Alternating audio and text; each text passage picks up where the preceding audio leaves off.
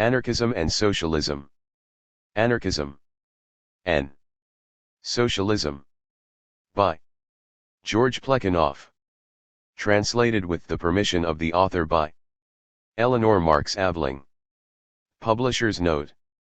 In reprinting Anarchism and Socialism, by George Plekhanov, we realize that there is not the same need for assailing and exposing anarchism at present as there has been at different times in the past. Yet the book is valuable, not merely because of its historic interest but also to workers coming into contact with the revolutionary movement for the first time. The general conception of anarchism that a beginner often gets is that it is something extremely advanced.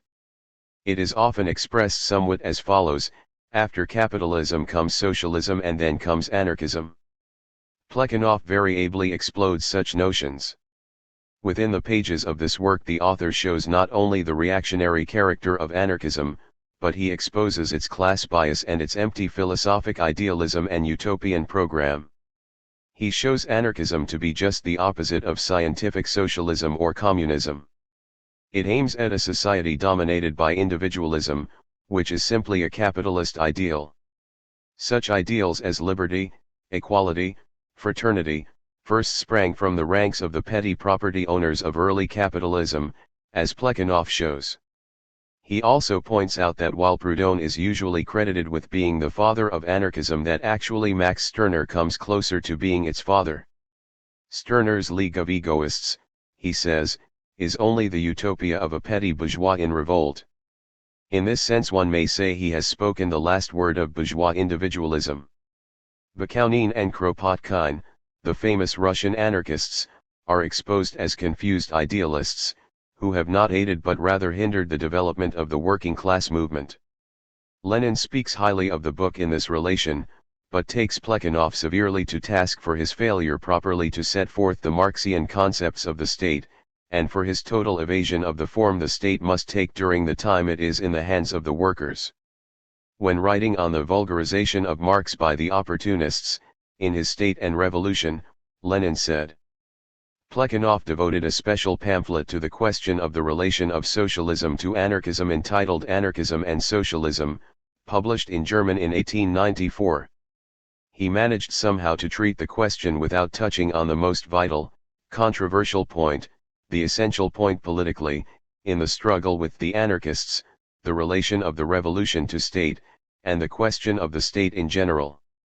His pamphlet may be divided into two parts: 1.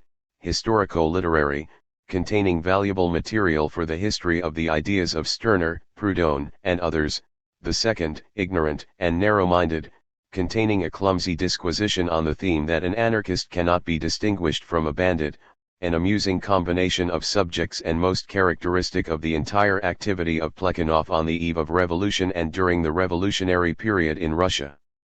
Indeed, in the years 1908 to 1917 Plekhanov showed himself to be half doctrinaire and half Philistin, walking, politically, in the wake of the bourgeoisie. We saw how Marx and Engels, in their polemics against the anarchists, explained most thoroughly their views on the relation of the revolution to the state. Engels, when editing in 1891, Marx's criticism of the Gotha program, wrote that we, that is, Engels and Marx, were then in the fiercest phase of our battle with Bakunin and his anarchists. Hardly 2 years had then passed since the Hague Congress of the International, the first. The anarchists had tried to claim the Paris Commune as their own, as a confirmation of their teachings, thus showing that they had not in the least understood the lessons of the Commune or the analysis of those lessons by Marx. Anarchism has given nothing approaching a true solution of the concrete political problems. Are we to break up the old state machine, and what shall we put in its place? But to speak of anarchism and socialism, leaving the whole question of the state out of account and taking no notice at all of the whole development of Marxism before and after the Commune, that meant an inevitable fall into the pit of opportunism. For that is just what opportunism wants, to keep these two questions in abeyance. To secure this is, in itself, a victory of opportunism. The anarchist desire to abolish the state at one blow, and to abolish money, etc., in much the same way, springs from their inability to understand the institutions of capitalist society. To many of them the state is simply the result of people having faith in authority. Give up this belief and the state will cease to exist. It is a myth like God and rests entirely on faith. The anarchists' desire for the abolition of the state arises from entirely different concepts to that of the communists. To these anarchist anti-authoritarians the state is simply bad. It is the most authoritarian thing in sight. It interferes with individual freedom and consequently is the greatest obstruction to absolute liberty and other utopian desires of the champions of individualism. Communists also want a society without a state but realize that such can only come about when society is without classes. The aim of the communist movement is to destroy the capitalist form of the state and substitute a proletarian form during the time in which society is undergoing its classless transformation. When all property is centralized into the hands of this working class state and when the administration of things has taken the place of political dominance, the state, in its final form, will have withered away. Therefore, the communist realizes that the state cannot be abolished in the manner visualized by anarchists, but that it must be used, that is, the proletariat must be raised to the position of ruling class, for the purpose of expropriating the capitalists and putting an end to the exploitation of the producing class. The state is not abolished. Only its capitalist form is abolished. The state dies out in the hands of the workers when there is no longer an opposing class to coerce. Preface. The work of my friend George Plekhanov, Anarchism and Socialism, was written originally in French. It was then translated into German by Mrs. Bernstein, and issued in pamphlet form by the German Social Democratic Publishing Office Vorwärts. It was next translated by myself into English, and so much of the translation as exigencies of space would permit, published in the Weekly Times and Echo. The original French version is now appearing in the Jeunesse Socialiste, and will be issued in book form shortly. The complete English translation is now given to English readers through the 20th Century Press. I have to thank the editor of the Weekly Times and Echo, Mr. Kibblewhite, for his kindness in allowing me to use those portions of the work that appeared in his paper. As to the book itself, there are those who think that the precious time of so remarkable a writer, and profound a thinker as George Plekhanov is simply wasted in pricking anarchist windbags. But, unfortunately, there are many of the younger, or of the more ignorant sort, who are inclined to take words for deeds, high-sounding phrases for acts, mere sound and fury for revolutionary activity, and who are too young or too ignorant to know that such sound and fury signify nothing. It is for the sake of these younger, or for the sake of the more ignorant, folk, that men like Plekhanov deal seriously with this matter of anarchism, and do not feel their time lost if they can, as this work must, help readers to see the true meaning of what is called anarchism. And a work like this one of Plekhanov's is doubly necessary in England, where the socialist movement is still largely disorganized, where there is still such ignorance and confusion on all economic and political subjects, where, with the exception, among the larger socialist organizations, of the Social Democratic Federation, and even among the younger SDF members there is a vague sort of idea that anarchism is something fine and revolutionary, there has been no little coquetting with anarchism under an impression that it was very advanced, and where the old unionist cry of no politics has unconsciously played the reactionary anarchist game. We cannot afford to overlook the fact that the Socialist League became in time when some of us had left it an anarchist organization, and that since then its leaders have been, or still are, more or less avowed anarchists. While quite recently the leader of a new party, and that a would-be political one, did not hesitate to declare his anarchist sympathies or to state that the methods of the anarchists might differ from those of the socialists, but that might only prove that the former were more zealous than the latter. It is also necessary to point out once again that anarchism and nihilism have no more in common than anarchism and socialism. As Plekhanov said at the Zurich International Congress, we, i.e., the Russians, have had to endure every form of persecution, every thinkable misery, but we have been spared one disgrace, one humiliation, we, at least, have no anarchists. A statement endorsed and emphasized by other Russian revolutionists, and notably by the American delegate, Abraham Kahan himself a Russian refugee. The men and women who are waging their heroic war in Russia and in Poland against Tsarism have no more in common with anarchism than had the founders of the modern socialist movement Karl Marx and Friedrich Engels. This little book of Plekhanov will assuredly convince the youngest even that under any circumstances anarchism is but another word for reaction, and the more honest the men and women who play this reactionist game, the more tragic and dangerous it becomes for the whole working class movement. Finally, there is a last reason why the issuing of this work at the present moment is timely. In 1896 the next International Socialist and Trade Union Congress meets in London. It is well that those who may attend this great Congress as delegates, and that the thousands of workers who will watch its work, should understand why the resolutions arrived at by the Paris, Brussels, and Zurich International Congresses with regard to the anarchists should be enforced.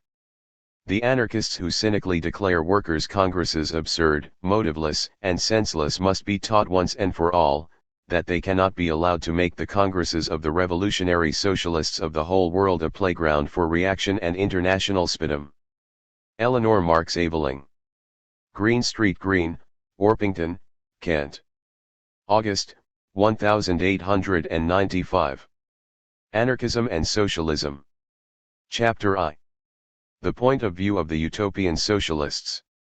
The French materialists of the 18th century, while waging relentless war against all the infames whose yoke weighed upon the French of this period, by no means scorned the search after what they called perfect legislation, i.e., the best of all possible legislations, such legislation as should secure to human beings the greatest sum of happiness, and could be alike applicable to all existing societies, for the simple reason that it was perfect and therefore the most natural. Excursions into this domain of perfect legislation occupy no small place in the works of a de Holbach and a Helvetius. On the other hand, the socialists of the first half of our century threw themselves with immense zeal, with unequaled perseverance, into the search after the best of possible social organizations, after a perfect social organization. This is a striking and notable characteristic which they have in common with the French materialists of the last century, and it is this characteristic which especially demands our attention in the present work. In order to solve the problem of a perfect social organization, or what comes to the same thing, of the best of all possible legislation, we must eventually have some criterion by the help of which we may compare the various legislations one with the other. And the criterion must have a special attribute. In fact, there is no question of a legislation relatively the best, i.e., the best legislation under given conditions. No, indeed. We have to find a perfect legislation, a legislation whose perfection should have nothing relative about it, should be entirely independent of time and place, should be, in a word, absolute. We are therefore driven to make abstraction from history, since everything in history is relative, everything depends upon circumstance, time, and place. But abstraction made of the history of humanity, what is there left to guide us in our legislative investigations? Humanity is left us, man in general, human nature of which history is but the manifestation. Here then we have our criterion definitely settled, a perfect legislation. The best of all possible legislation is that which best harmonizes with human nature. It may be, of course, that even when we have such a criterion we may, for want of light or of logic, fail to solve this problem of the best legislation. Errare humanum est, but it seems incontrovertible that this problem can be solved, that we can, by taking our stand upon an exact knowledge of human nature, find a perfect legislation, a perfect organization. Such was, in the domain of social science, the point of view of the French materialists. Man is a sentient and reasonable being, they said, he avoids painful sensations and seeks pleasurable ones. He has sufficient intelligence to recognize what is useful to him as well as what is harmful to him. Once you admit these axioms, and you can in your investigations into the best legislation, arrive, with the help of reflection and good intentions, at conclusions as well founded, as exact, as incontrovertible as those derived from a mathematical demonstration. Thus Condorcet undertook to construct deductively all precepts of healthy morality by starting from the truth that man is a sentient and reasonable being.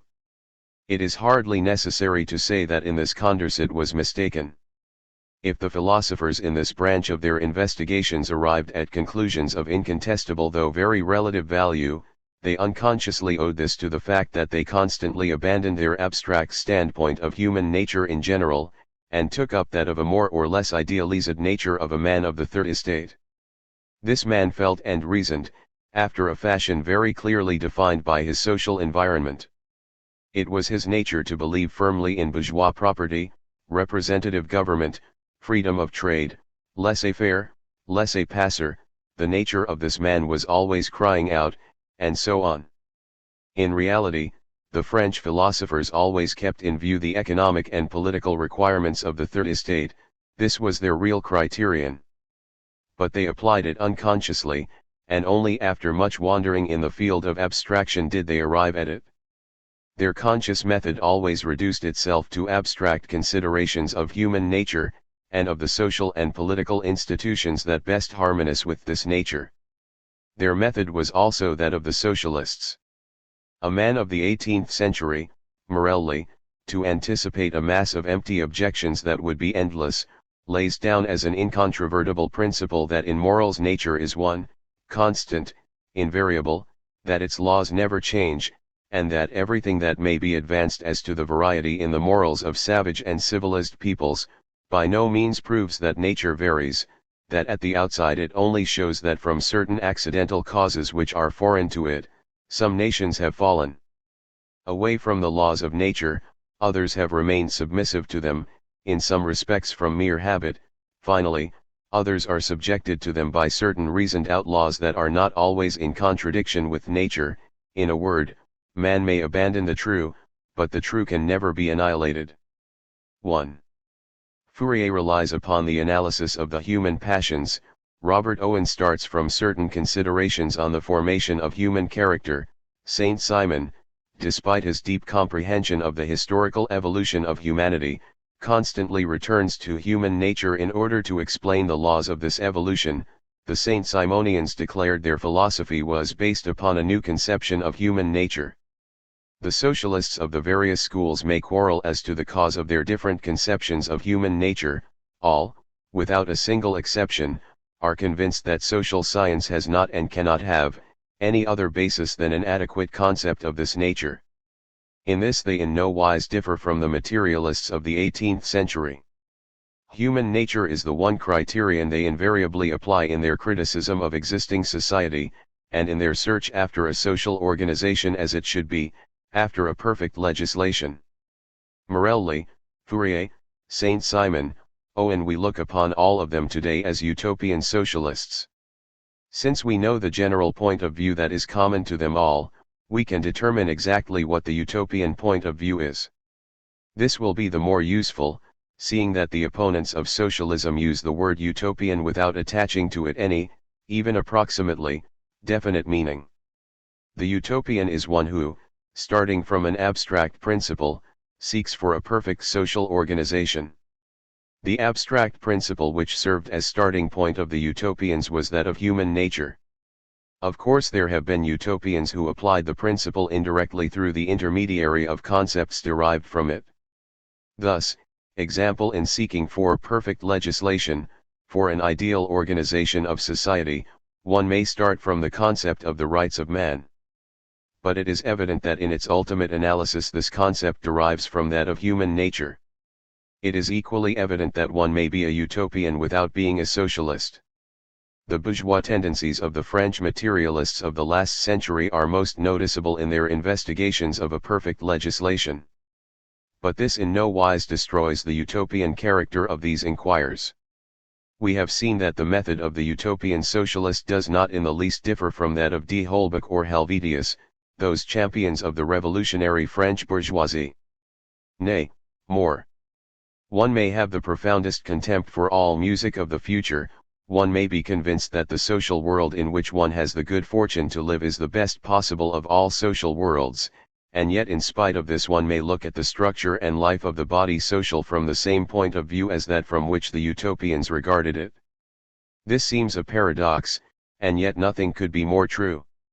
Take but one example. In 1753 there appeared Morelli's work, Les Isles Flottants ou la Basilia du célèbre Pelpi, traduit de l'Indien. To now, note the arguments with which a review, La Bibliothèque Impartiale, combated the communistic ideas of the author. One knows well enough that a distance separates the finest speculations of this kind and the possibility of their realization. For in theory one takes imaginary men who lend themselves obediently to every arrangement, and who second with equal zeal the views of the legislator, but as soon as one attempts to put these things into practice one has to deal with men as they are, that is to say, submissive, lazy, or else in the thraldom of some violent passion. The scheme of equality especially is one that seems most repugnant to the nature of man. They are born to command or to serve, a middle term is a burden to them. Men are born to command or to serve. We cannot wonder, therefore, if in society we see masters and servants, since human nature wills it so. It was all very well for La Bibliothèque Impartiale to repudiate these communist speculations. The point of view from which it itself looked upon social phenomena, the point of view of human nature, it had in common with the utopian Morelli. And it cannot be urged that this review was probably not sincere in its arguments, and that it appealed to human nature with the single object of saying something in favor of the exploiters, in favor of those who command. But sincere or hypocritical in its criticism of Morelli, the Bibliothèque Impartiale adopted the standpoint common to all the writers of this period. They all of them appeal to human nature conceived of in one form or another, with the sole exception of the retrogrades who, living shadows of past times, continued to appeal to the will of God. As we know, this concept of human nature has been inherited by the 19th century from its predecessor. The utopian socialists had no other. But here again it is easy to prove that it is not peculiar to the utopians. Even at the period of the Restoration, the eminent French historian, Guizot, in his historical studies, arrived at the remarkable conclusion that the political constitution of any given country depended upon the condition of property in that country. This was an immense advance upon the ideas of the last century which had almost exclusively considered the action of the legislator. But what in its turn did these conditions of property depend on? Guizot is unable to answer this question, and after long, vain efforts to find a solution of the enigma in historical circumstances, he returns, falls back nolens volens, upon the theory of human nature. Augustin Thierry, another eminent historian of the Restoration, found himself in almost the same case, or rather he would have done so if only he had tried to investigate this question of the condition of property and its historical vicissitudes. In his concept of social life, Thierry was never able to go beyond his master Saint Simon, who, as we have seen above, held firmly to the point of view of human nature. The example of the brilliant Saint Simon, a man of encyclopedic learning, demonstrates more clearly perhaps than any other how narrow and insufficient was this point of view, in what confusion worse confounded of contradictions it landed those who applied it. Says Saint Simon, with the profoundest conviction, the future is made up of the last terms of a series, the first of which consist of the past. When one has thoroughly mastered the first terms of any series it is easy to put down their successors, thus from the past carefully observed one can easily deduce the future. This is so true that one asks oneself at the first blush why a man who had so clear a conception of the connection between the various phases of historical evolution, should be classed among the utopians. And yet, look more closely at the historical ideas of Saint Simon, and you will find that we are not wrong in calling him a utopian. The future is deducible from the past.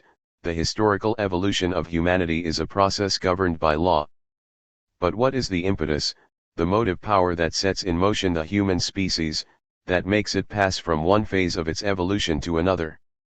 Of what does this impetus consist? Where are we to seek it? It is here that Saint Simon comes back to the point of view of all the utopians, to the point of view of human nature. Thus, according to him, the essential fundamental cause of the French Revolution was a change in the temporal and spiritual forces, and, in order to direct it wisely and conclude it rightly, it was necessary to put into direct political activity the forces which had become preponderant. In other words, the manufacturers and the savants ought to have been called upon to formulate a political system corresponding to the new social conditions. This was not done, and the revolution which had began so well was almost immediately directed into a false path. The lawyers and metaphysicians became the masters of the situation. How to explain this historical fact? It is in the nature of man, replies Saint Simon, to be unable to pass without some intermediate phase from any one doctrine to another. This law applies most stringently to the various political systems, through which the natural advance of civilization compels the human species to pass. Thus the same necessity which in industry has created the element of a new temporal power, destined to replace military power, and which in the positive sciences, has created the element of a new spiritual power, called upon to take the place of theological power, must have developed and set in activity, before the change in the conditions of society had begun to be very perceptible, a temporal or spiritual power of an intermediary, bastard, and transitory nature, whose only mission was to bring about the transition from one social system to another. So we see that the historical series of Saint Simon really explained nothing at all, they themselves need explanation, and for this we have again to fall back upon this inevitable human nature. The French Revolution was directed along a certain line, because human nature was so and so. One of two things. Either human nature is, as Morelli thought, invariable, and then it explains nothing in history, which shows us constant variations in the relations of man to society, or it does vary according to the circumstances in which men live, and then, far from being the cause, it is itself the effect of historical evolution. The French materialists knew well enough that man is the product of his social surroundings. Man is all education, said Helvetius. This would lead one to suppose that Helvetius must have abandoned the human nature point of view in order to study the laws of the evolution of the environment that fashion human nature, giving to socialized man such or such an education. And indeed Helvetius did make some efforts in this direction. But not he, nor his contemporaries, nor the socialists of the first half of our century, nor any representatives of science of the same period, succeeded in discovering a new point of view that should permit the study of the evolution of the social environment, the cause of the historical education of man, the cause of the changes which occur in his nature. They were thus forced back upon the human nature point of view as the only one that seemed to supply them with a fairly solid basis for their scientific investigations. But since human nature in its turn varied, it became indispensable to make abstraction from its variations, and to seek in nature only stable properties, fundamental properties preserved in spite of all changes of its secondary properties. And in the end all that these speculations resulted in was a meager abstraction, like that of the philosophers, example man is a sentient and reasonable being, which seemed all the more precious a discovery in that it left plenty of room for every gratuitous hypothesis, and every fantastical conclusion. Guizot had no need to seek for the best of social organizations for a perfect legislation. He was perfectly satisfied with the existing ones. And assuredly the most powerful argument he could have advanced to defend them from the attacks of the malcontents would still have been human nature, which he would have said renders every serious change in the social and political constitution of France impossible. The malcontents condemned this same constitution, making use of the same abstraction. And since this abstraction, being completely empty, left, as we have said, full room for every gratuitous hypothesis and the logical consequences resulting therefrom, the scientific mission of these reformers assumed the appearance of a geometrical problem, given a certain nature, find what structure of society best corresponds with it. So Morelli complains bitterly because our old teachers failed to attempt the solution of this excellent problem to find the condition in which it should be almost impossible for men to be depraved, or wicked, or at any rate, minima moralis. We have already seen that for Morelli human nature was one, constant, invariable. We now know what was the scientific method of the utopians. Before we leave them let us remind the reader that in human nature, an extremely thin and therefore not very satisfying abstraction, the utopians really appealed, not to human nature in general, but to the idealized nature of the men of their own day, belonging to the class whose social tendencies they represented. The social reality, therefore, inevitably appears in the words of the utopians, but the utopians were unconscious of this. They saw this reality only across an abstraction which, thin as it was by no means translucent. Chapter 2. The point of view of scientific socialism. The great idealistic philosophers of Germany, Schelling and Hegel, understood the insufficiency of the human nature point of view. Hegel, in his philosophy of history, makes fun of the utopian bourgeoisie in search of the best of constitutions. German idealism conceived history as a process subject to law, and sought the motive power of the historical movement outside the nature of man. This was a great step towards the truth. But the idealists saw this motive power in the absolute idea, in the Weltgeist, and as their absolute idea was only an abstraction of our process of thinking, in their philosophical speculation upon history, they reintroduced the old love of the materialist philosophers' human nature but dressed in robes worthy of the respectable and austere society of German thinkers. Drive nature out of the door, she flies in at the window. Despite the great services rendered to social science by the German idealists, the great problem of that science, its essential problem, was no more solved in the time of the German idealists than in the time of the French materialists. What is this hidden force that causes the historic movement of humanity? No one knew anything about it. In this field there was nothing to go upon save a few isolated observations, more or less accurate, more or less ingenious sometimes indeed, very accurate and ingenious but always disjointed and always incomplete. That social science at last emerged from this no thoroughfare, it owes to Karl Marx. According to Marx, legal relations, like forms of state, can neither be understood in themselves nor from the so-called general development of the human mind, but are rather rooted in those material conditions of life, whose totality Hegel, following the English and the French of the 18th century, summed up under the name of bourgeois society.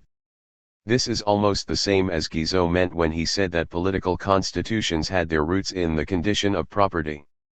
But while for Guizot the condition of property remained a mystery which he vainly sought to elucidate with the help of reflections upon human nature, for Marx this condition had nothing mysterious, it is determined by the condition of the productive forces at the disposal of a given society. The anatomy of bourgeois society is to be sought in political economy. But Marx himself shall formulate his own conception of history. In the social production of their lives, men enter upon certain definite, necessary relations, relations independent of their will, relations of production that correspond with definite degrees of development of their material productive forces. The totality of these relations of production constitute the economic structure of society, the true basis from which arises a juridical and political superstructure to which definite social forms of consciousness correspond. The mode of production of material life determines the social, political, and intellectual processes of life.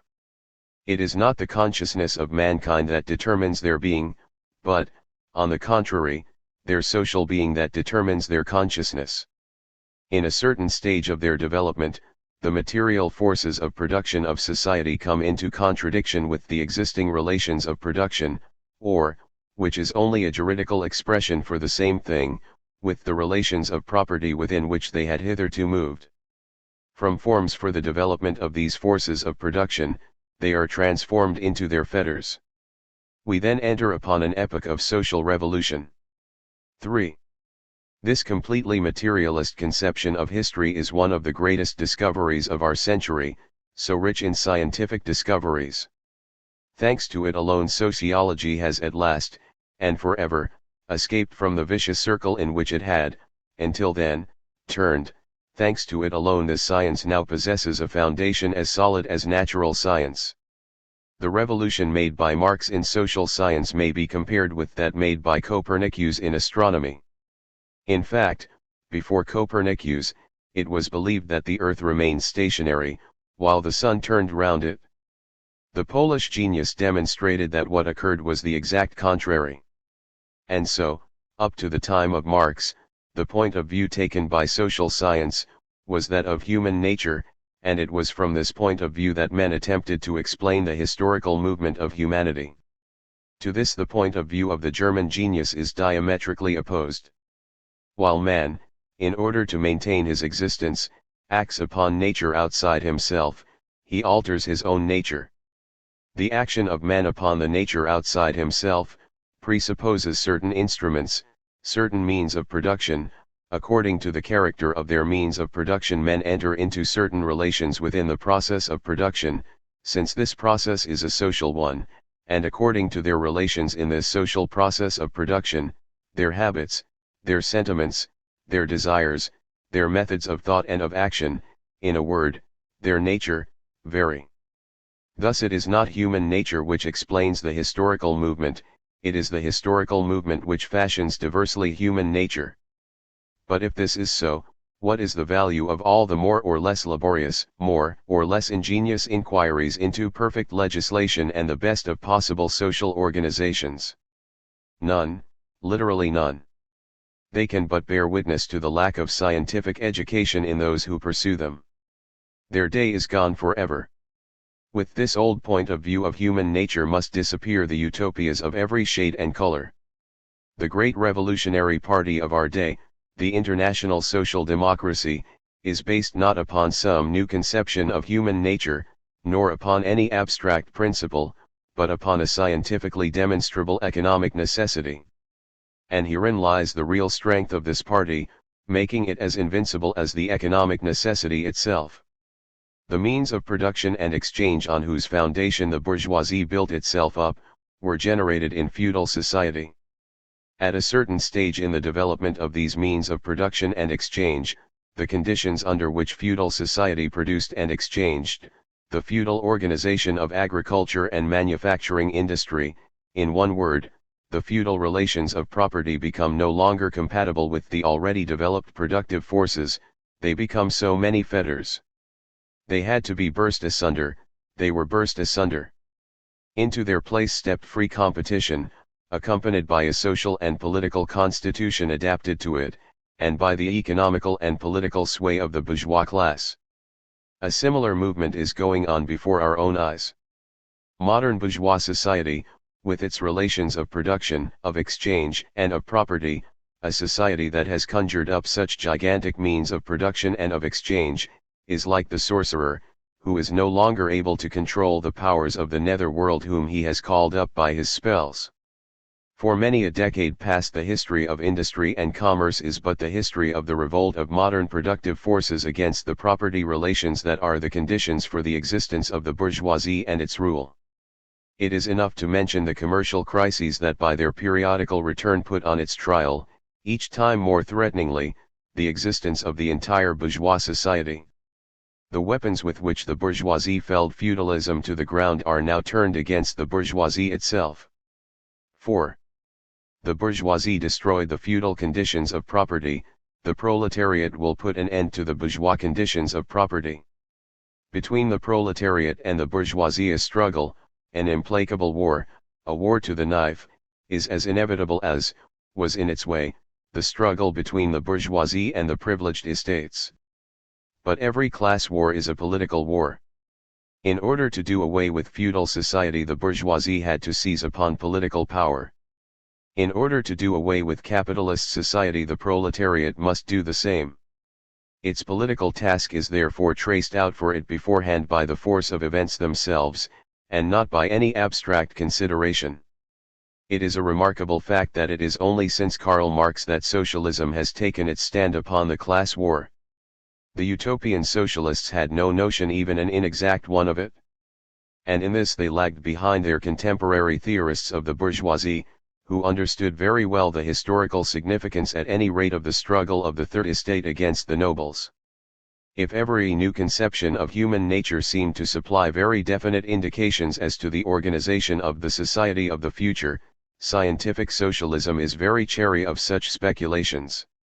The structure of society depends upon the conditions of its productive forces.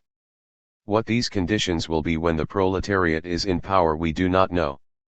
We now know but one thing, that the productive forces already at the disposal of civilized humanity imperatively demand the socialization and systematist organization of the means of production. This is enough to prevent our being led astray in our struggle against the reactionary mass. The communists, therefore, are practically the most advanced and resolute section of the working class parties of every country. Theoretically, they have over the great mass of the proletariat the advantage of clearly understanding the line of march, the conditions, and the ultimate general results of the proletarian movement. 5. These words, written in 1848, are today incorrect only in one sense. They speak of working class parties independent of the Communist Party. There is today no working class party which does not more or less closely follow the flag of scientific socialism, or, as it was called in the manifesto, communism. Once again, then, the point of view of the utopian socialists, as indeed of all social science of their time, was human nature, or some abstract principle deriving from this idea. The point of view of the social science, of the socialism of our time, is that of economic reality, and of the immanent laws of its evolution. It is easy, therefore, to form an idea of the impression made upon modern socialists by the arguments of the bourgeois theorists who sing ceaselessly the same old song of the incompatibility of human nature and communism. It is as though one would wage war upon the Darwinians with arms drawn from the scientific arsenal of Cuvier's time. And a most noteworthy fact is that the evolutionists like Herbert Spencer, themselves are not above piping to the same tune. 6. And now let us see what relation there may be between modern socialism and what is called anarchism. Chapter 3. The historical development of the anarchist doctrine. The point of view of anarchism. I have often been reproached with being the father of anarchism. This is doing me too great an honor. The father of anarchism is the immortal Proudhon, who expounded it for the first time in 1848. Thus spoke Peter Kropotkin in his defense before the Correctional Tribunal of Lyons at his trial in January, 1883. As is frequently the case with my amiable compatriot, Kropotkin has here made a statement that is incorrect. For the first time Proudhon spoke of anarchism was in his celebrated book Choux Secle Propriété, ou recherches sur les principes du droit et du gouvernement, the first edition of which had already appeared in 1840. It is true that he expounds very little of it here, he only devotes a few pages to it. 7. And before he set about expounding the anarchist theory in 1848, the job had already been done by a German, Max Stirner, the pseudonym of Caspar Schmidt, in 1845, in his book Der Einzige sen Eigentum. 8. Max Stirner has therefore a well-defined claim to be the father of anarchism. Immortal or not, it is by him that the theory was expounded for the first time. Max Stirner. The anarchist theory of Max Stirner has been called a caricature of the philosophy of religion of Ludwig Feuerbach. It is thus, example that Überweg in his Grundzüge der Philosophie, third part, Philosophie der Neuzeit, speaks of it. Some have even supposed that the only object Stirner had in writing his book was to poke fun at this philosophy. This supposition is absolutely gratuitous. Stirner in expounding his theory was not joking. He is in deadly earnest about it, though he now and again betrays a tendency, natural enough in the restless times when he wrote, to outdo Feuerbach and the radical character of his conclusions. For Feuerbach, what men call divinity, is only the product of their fantasy, of a psychological aberration. It is not divinity that has created man, but man who creates divinity in his own image. In God man only adores his own being. God is only a fiction, but a very harmful fiction. The Christian God is supposed to be all love, all pity for poor suffering humanity. But in spite of this, or rather because of it, every Christian really worthy the name, hates, and must hate, the atheists, who appear to him the living negation of all love and all pity. Thus the God of love becomes the God of hate, the God of persecution, the product of the fantasy of man becomes a real cause of his suffering. So we must make an end of this phantasmagoria. Since in divinity man adores only his own being, we must once for all rend and scatter to the winds the mystic veil beneath which this being has been enveloped. The love of humanity must not extend beyond humanity. Der Mensch ist dem Menschen das höchste Wesen, man is the highest being for man. Thus Feuerbach. Max Stirner is quite at one with him, but wishes to deduce what he believes to be the final, the most radical consequences of his theory. He reasons in this fashion. God is only the product of fantasy, is only a spook. Agreed. But what is this humanity, the love of which you prescribe to me? Is not this also a spook, an abstract thing, a creature of the imagination? Where is this humanity of yours? Where does it exist but in the minds of men, in the minds of individuals? The only reality, therefore, is the individual, with his wants, his tendencies, his will. But since this is so, how can the individual, the reality, sacrifice himself for the happiness of man, an abstract being?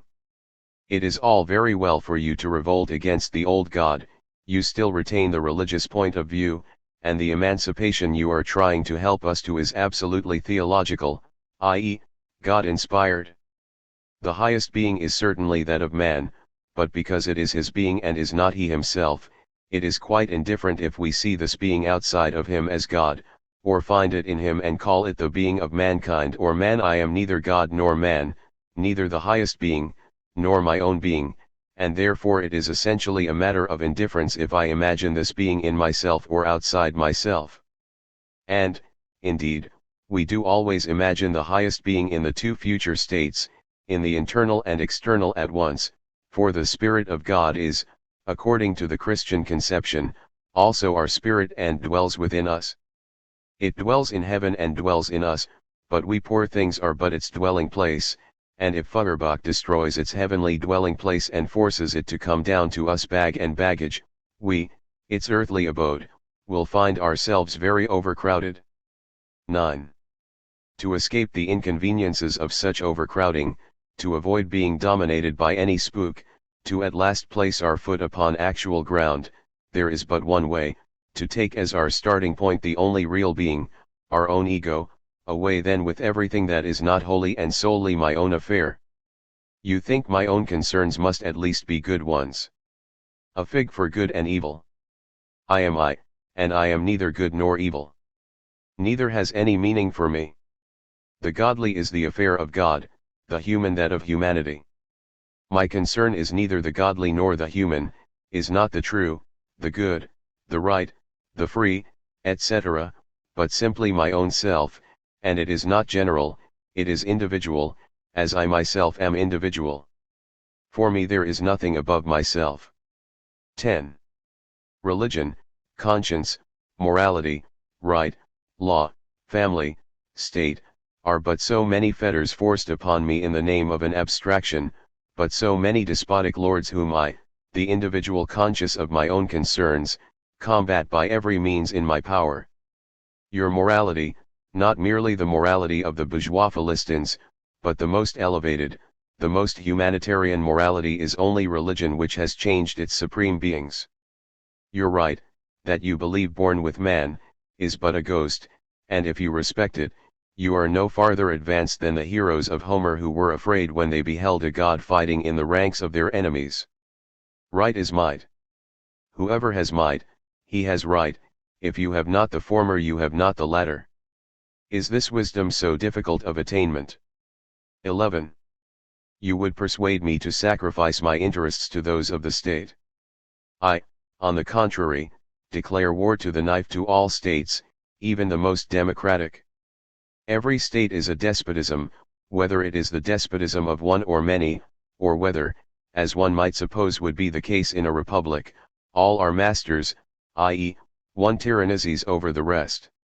For this is the case whenever a given law, the expressed will perhaps of some assemblage of the people, is immediately to become a law to the individual, which he must obey, and which it is his duty to obey.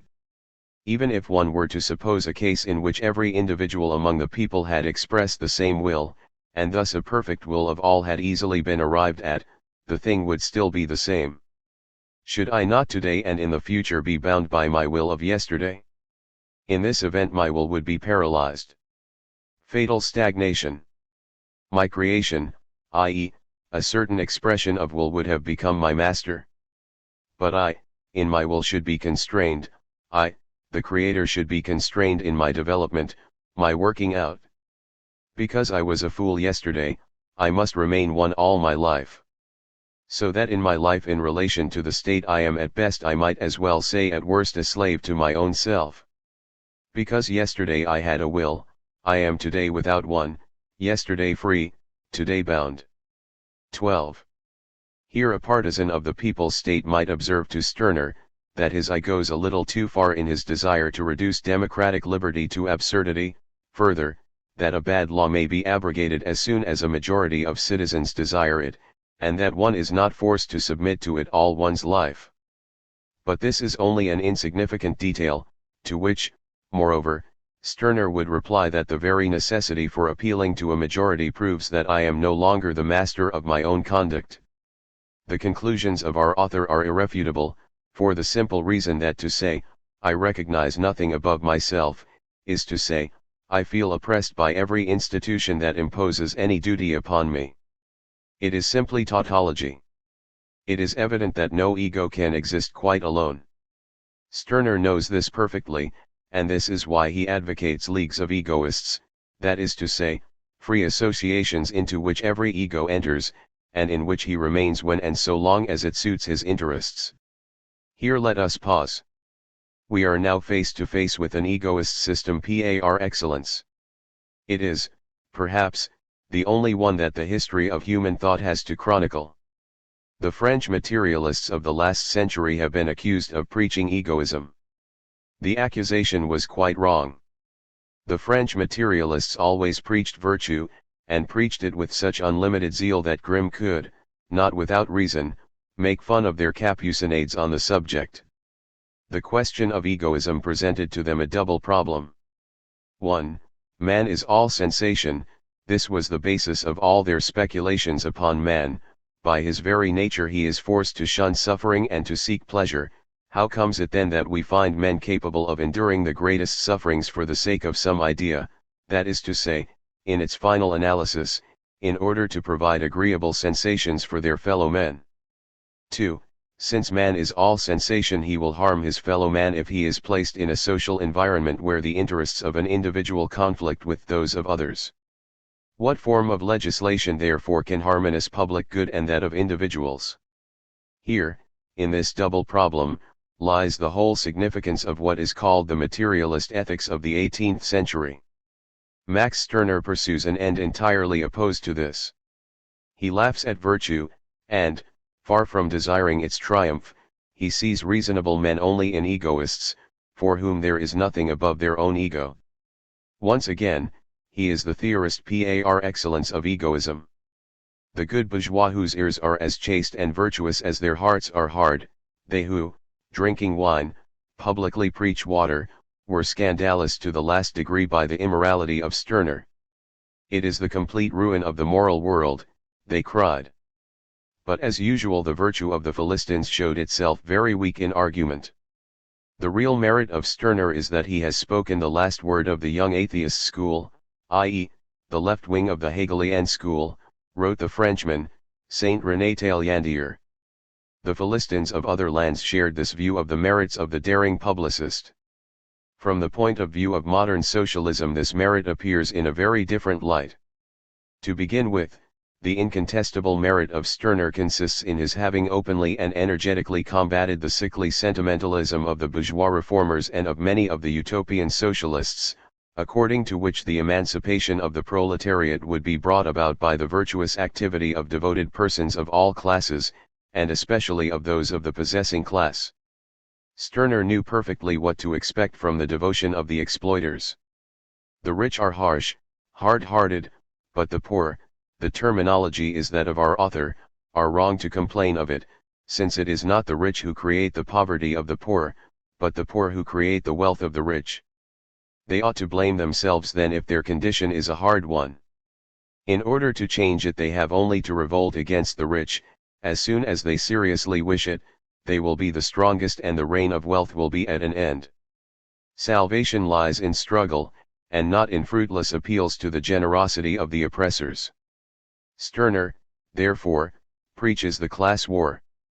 It is true that he represents it in the abstract form of the struggle of a certain number of egoist egos against another smaller number of egos not less egoist. But here we come to another merit of Stirner's. According to Taillandier, he has spoken the last word of the young atheist school of German philosophers. As a matter of fact, he has only spoken the last word of idealist speculation. But that word he has incontestably the merit of having spoken. In his criticism of religion, Feuerbach is but half a materialist. In worshipping God, man only worships his own being idealized. This is true. But religions spring up and die out, like everything else upon earth. Does this not prove that the human being is not immutable, but changes in the process of the historical evolution of societies? Clearly, yes. But, then, what is the cause of the historical transformation of the human being? Feuerbach does not know. For him the human being is only an abstract notion, as human nature was for the French materialists. This is the fundamental fault of his criticism of religion.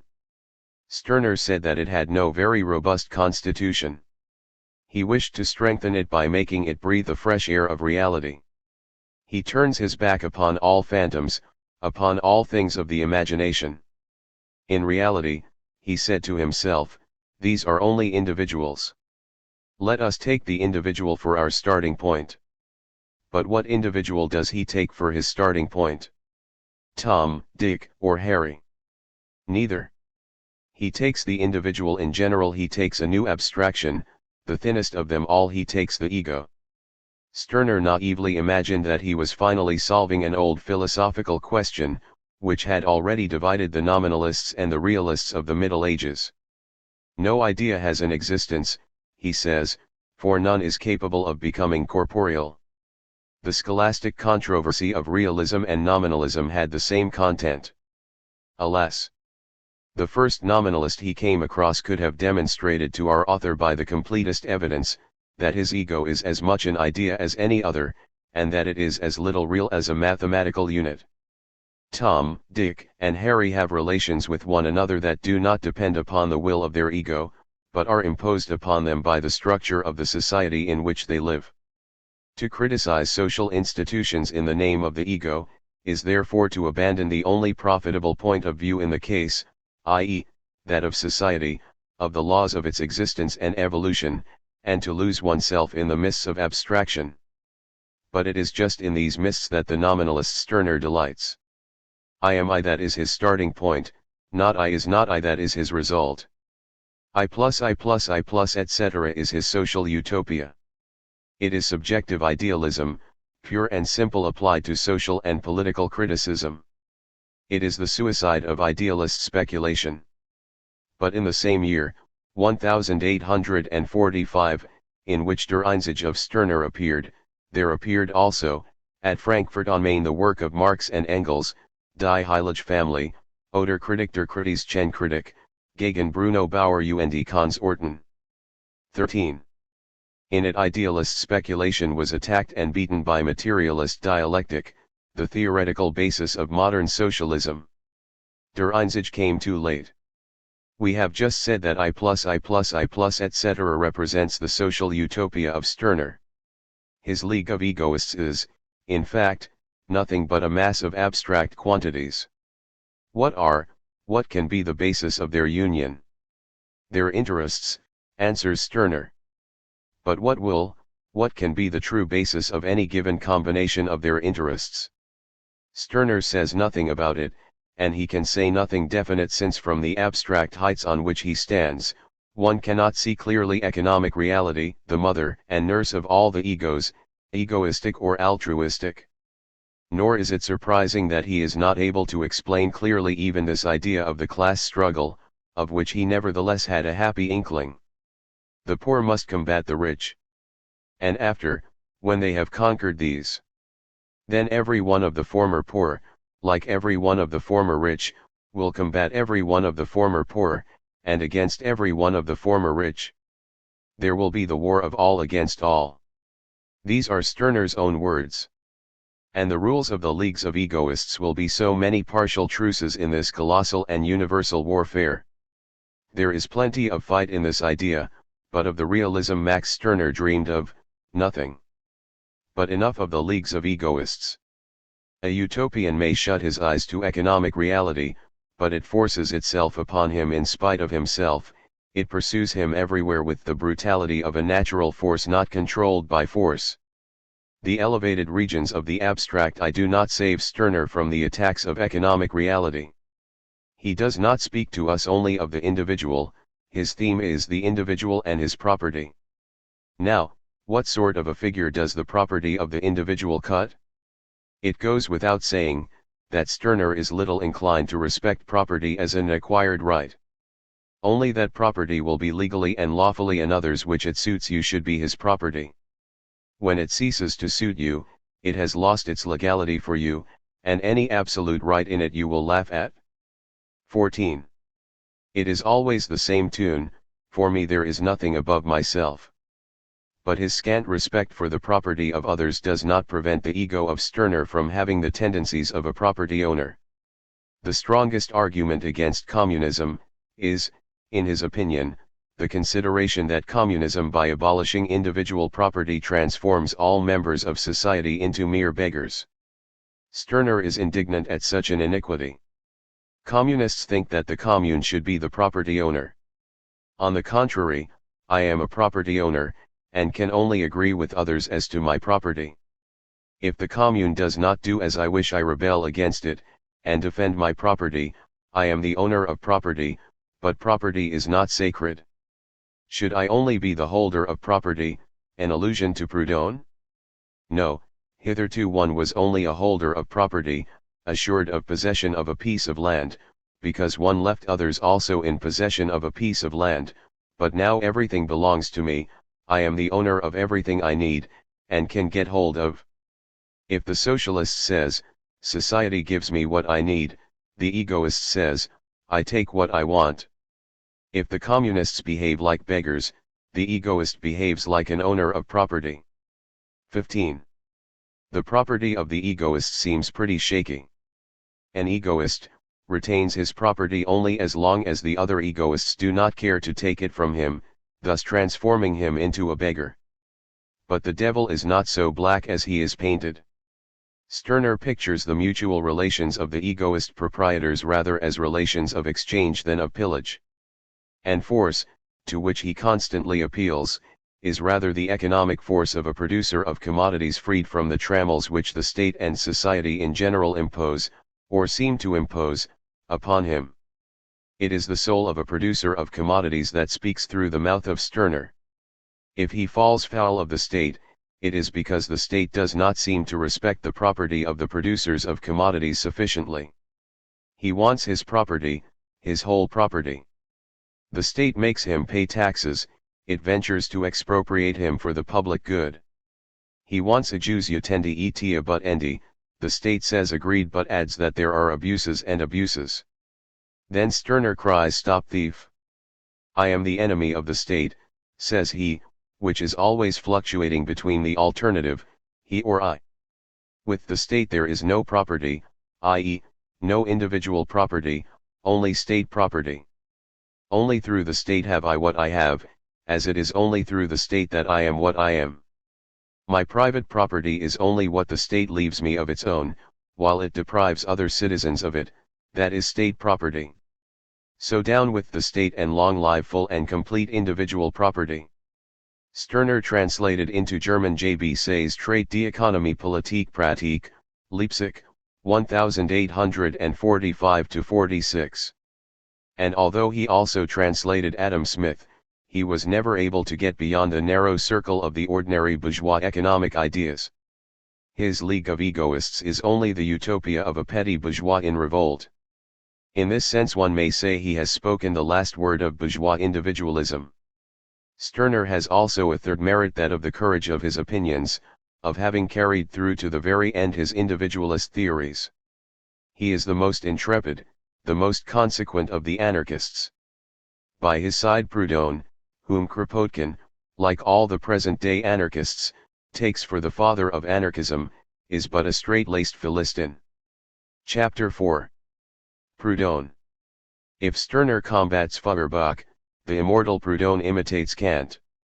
What Kant did some 60 years ago for religion, what he did earlier for certainty of certainties, what others before him had attempted to do for happiness or supreme good, the voice of the people proposes to do for the government, pompously declares the father of anarchism. Let us examine his methods and their results. According to Proudhon, before Kant, the believer and the philosopher, moved by an irresistible impulse, asked themselves, what is God? They then asked themselves which, of all religions, is the best. In fact, if there does exist a being superior to humanity, there must also exist a system of the relations between this being and humanity. What then is this system? The search for the best religion is the second step that the human mind takes in reason and in faith. Kant gave up these insoluble questions. He no longer asked himself what is God, and which is the best religion. He set about explaining the origin and development of the idea of God. He undertook to work out the biography of this idea. And the results he attained were as great as they were unexpected. What we seek, what we see, in God, as Malebranche said, is our own ideal, the pure essence of humanity. The human soul does not become conscious of its ego through premeditated contemplation. As the psychologists put it, the soul perceives something outside itself, as if it were a different being face to face with itself, and it is this inverted image which it calls God. Thus morality, justice, order, law, are no longer things revealed from above, imposed upon our free will by a so-called creator, unknown and ununderstandable. They are things that are proper and essential to us as our faculties and our organs, as our flesh and our blood. In two words, religion and society are synonymous terms. Man is as sacred to himself as if he were God. Belief in authority is as primitive, as universal as belief in God. Whenever men are grouped together in societies, there is authority, the beginning of a government. From time immemorial men have asked themselves, what is authority? Which is the best form of government? And replies to these questions have been sought for in vain. There are as many governments as there are religions, as many political theories as systems of philosophy. Is there any way of putting an end to this interminable and barren controversy? Any means of escape from this impasse? Assuredly. We have only to follow the example of Kant. We have only to ask ourselves whence comes this idea of authority, of government? We have only to get all the information we can upon the legitimacy of the political idea. Once safe on this ground, and the question solves itself with extraordinary ease. Like religion, government is a manifestation of social spontaneity, a preparation of humanity for a higher condition. What humanity seeks in religion and calls God, is itself. What the citizen seeks in government and calls king, emperor, or president, is again himself, is liberty. Outside humanity there is no God. The theological concept has no meaning outside liberty, no government, the political concept has no value. So much for the biography of the political idea. Once grasped, it must enlighten us upon the question as to which is the best form of government. The best form of government, like the most perfect of religions, taken in a literal sense, is a contradictory idea. The problem is not to discover how we shall be best governed, but how we shall be most free. Liberty commensurate and identical with order, this is the only reality of government and politics. How shall this absolute liberty, synonymous with order, be brought about? We shall be taught this by the analysis of the various formulas of authority. For all the rest, we no more admit the governing of man by man than the exploitation of man by man. 16. We have now climbed to the topmost heights of Proudhon's political philosophy. It is from this that the fresh and vivifying stream of his anarchist thought flows. Before we follow the somewhat tortuous course of this stream, let us glance back at the way we have climbed. We fancied we were following Kant. We were mistaken. In his critique of pure reason, Kant has demonstrated the impossibility of proving the existence of God, because everything outside experience must escape us absolutely. In his critique of practical reason, Kant admitted the existence of God in the name of morality. But he has never declared that God was a topsy-turvy image of our own soul. What Proudhon attributes to Kant, indubitably belongs to Feuerbach. Thus it is in the footsteps of the latter that we have been treading, while roughly tracing out the biography of the political idea. So that Proudhon brings us back to the very starting point of our most unsentimental journey with Stirner. No matter. Let us once more return to the reasoning of Feuerbach. It is only itself that humanity seeks in religion. It is only himself, it is liberty that the citizen seeks in government. Then the very essence of the citizen is liberty? Let us assume this is true, but let us also note that our French Kant has done nothing, absolutely nothing, to prove the legitimacy of such an idea. Nor is this all.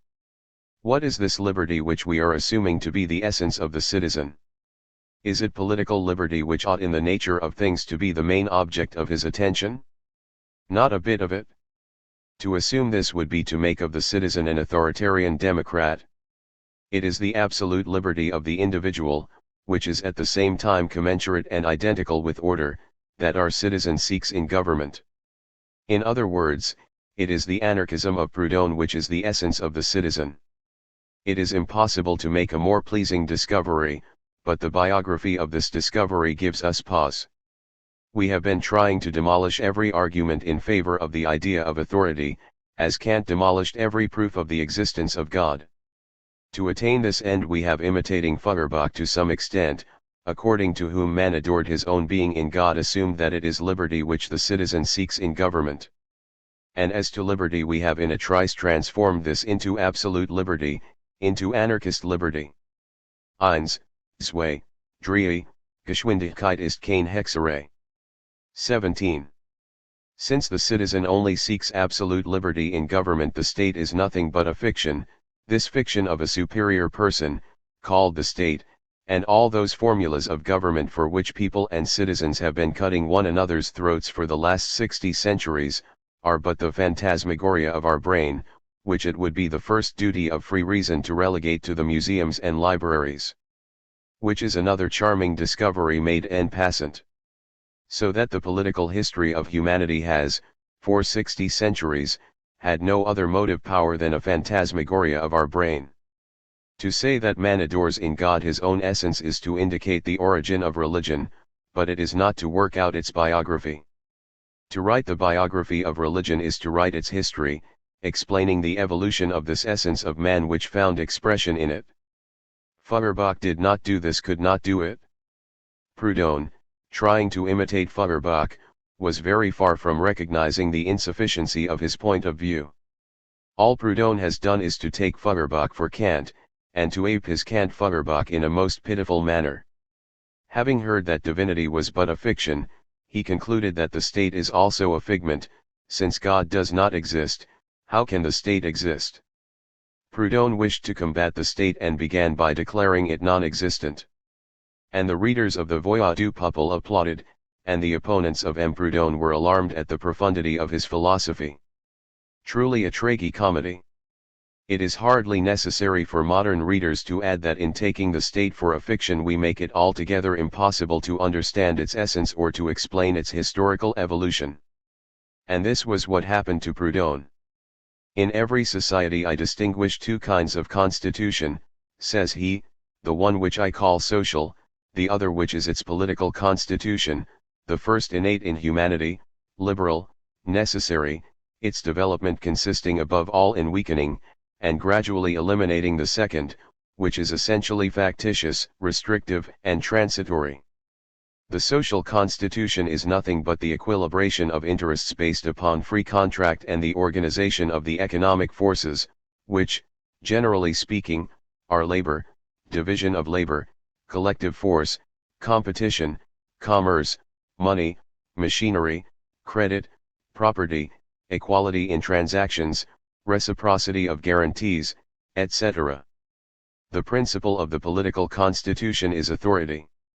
Its forms are, distinction of classes, separation of powers, administrative centralization, the judicial hierarchy, the representation of sovereignty by elections, etc. The political constitution was conceived and gradually completed in the interest of order, for want of a social constitution, the rules and principles of which could only be discovered as a result of long experience, and are even today the object of socialist controversy. These two constitutions, as it is easy to see, are by nature absolutely different and even incompatible, but as it is the fate of the political constitution to constantly call forth and produce the social constitution, something of the latter enters into the former, which, soon becoming inadequate, appears contradictory and odious, is forced from concession to its final abrogation. 18. The social constitution is innate in humanity, necessary. Yet it could only be discovered as the result of long experience, and for want of it humanity had to invent the political constitution. Is not this an entirely utopian conception of human nature, and of the social organization peculiar to it? Are we not coming back to the standpoint of Morelli, who said that humanity in the course of its history has always been outside nature? No, there is no need to come back to the standpoint, for with Proudhon we have never, for a single instant, got away from it. While looking down upon the utopians searching after the best form of government, Proudhon does not by any means censure the utopian point of view. He only scoffs at the small perspicacity of men who did not divine that the best political organization is the absence of all political organization, is the social organization, proper to human nature, necessary, immanent in humanity.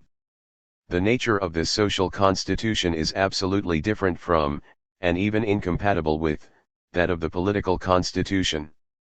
Nevertheless, it is the fate of the political constitution to constantly call forth and produce the social constitution. This is tremendously confusing. Yet one might get out of the difficulty by assuming that what Proudhon meant to say was that the political constitutions act upon the evolution of the social constitution.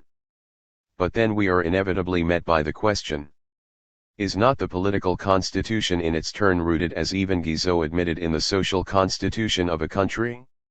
According to our author, no, the more emphatically no, that the social organization, the true and only one, is only a thing of the future, for want of which poor humanity has invented the political constitution. Moreover, the political constitution of Proudhon covers an immense domain, embracing even class distinctions, and therefore non-organized property, property as it ought not to be, property as it is today. And since the whole of this political constitution has been invented as a mere stopgap until the advent of the anarchist organization of society, it is evident that all human history must have been one huge blunder.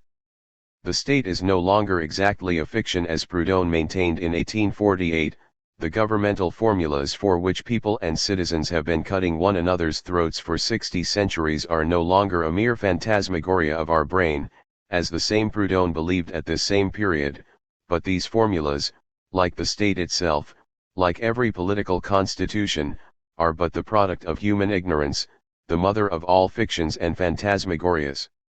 At bottom it is always the same. The main point is that anarchist, social, organization could only be discovered as the result of many experiences. The reader will see how much this is to be regretted. The political constitution has an unquestionable influence upon the social organization, at any rate it calls it forth, for such is its fate as revealed by Proudhon, master of Kantian philosophy and social organization. The most logical conclusion to be drawn therefrom is that the partisans of social organization must make use of the political constitution in order to attain their end.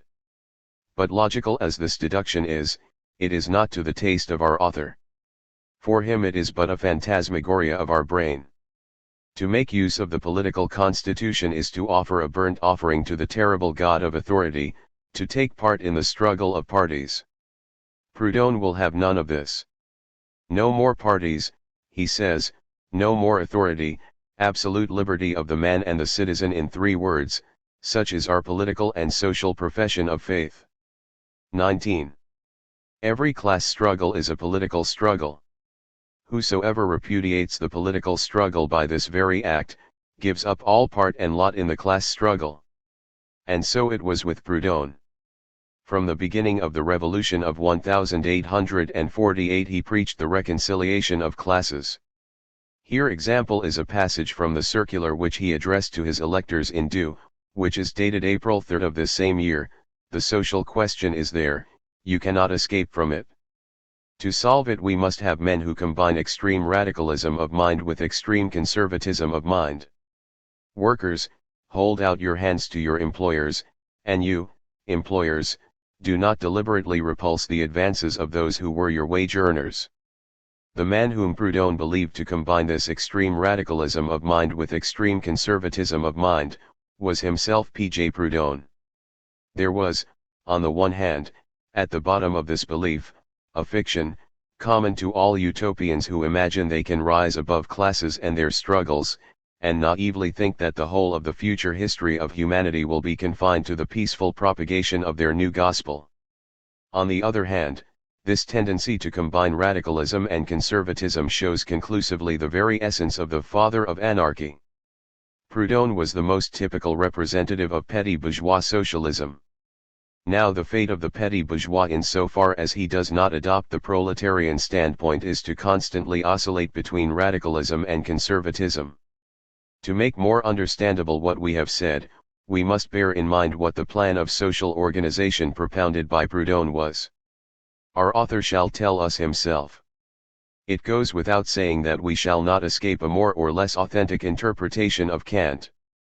Thus the line we propose to follow in dealing with the political question and in preparing the materials for a constitution will be the same as that we have followed hitherto in dealing with the social question.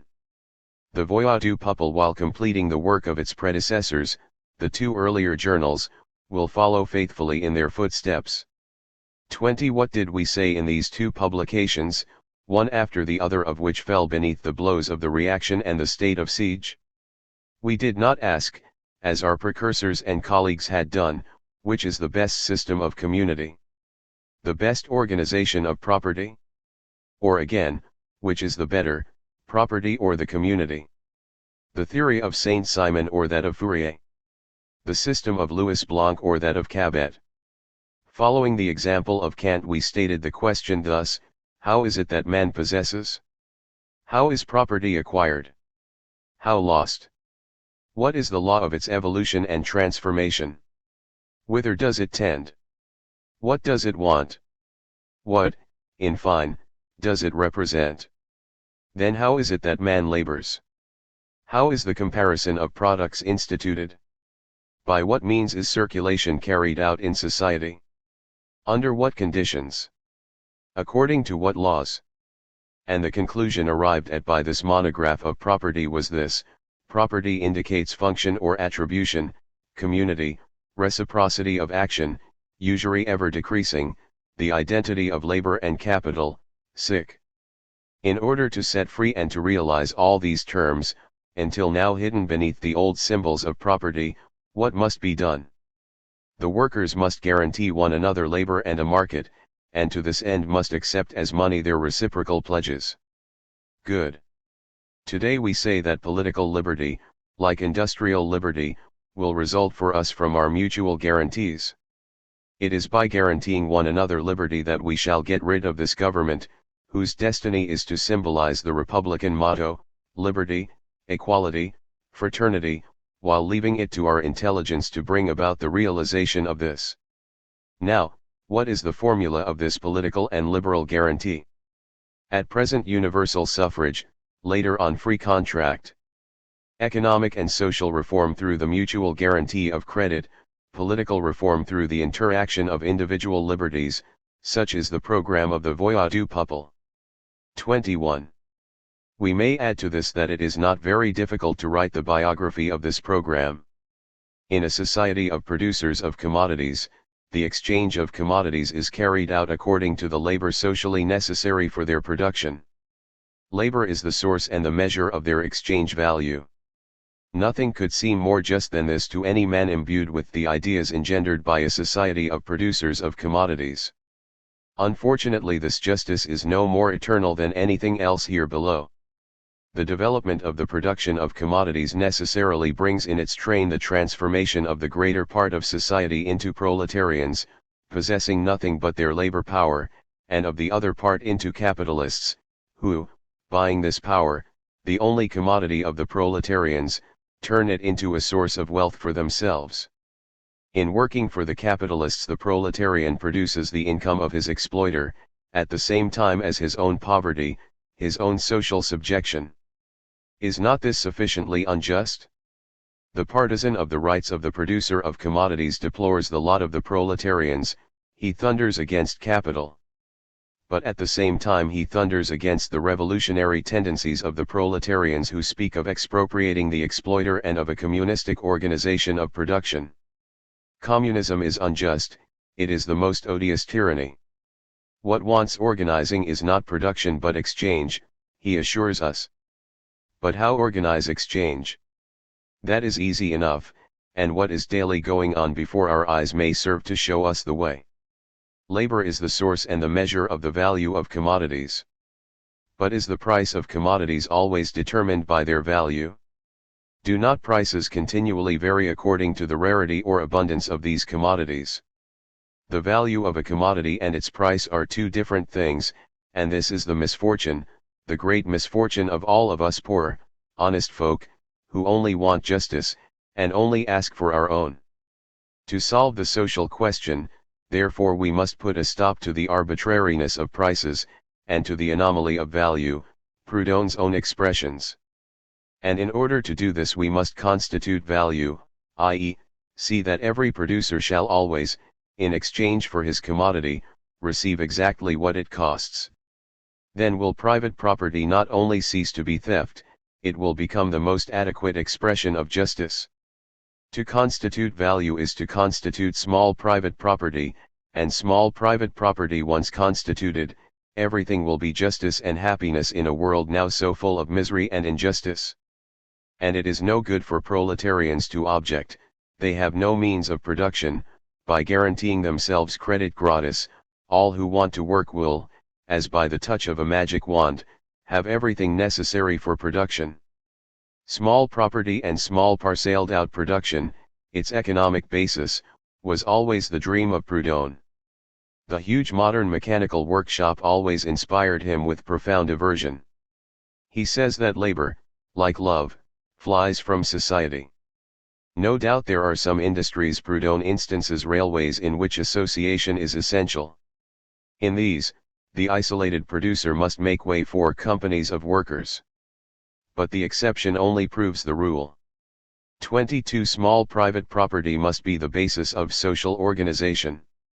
Small private property is tending to disappear.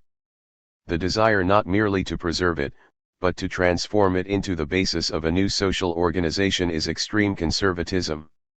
The desire at the same time to put an end to the exploitation of man by man, to the wage system, is assuredly to combine with the most conservative, the most radical aspirations.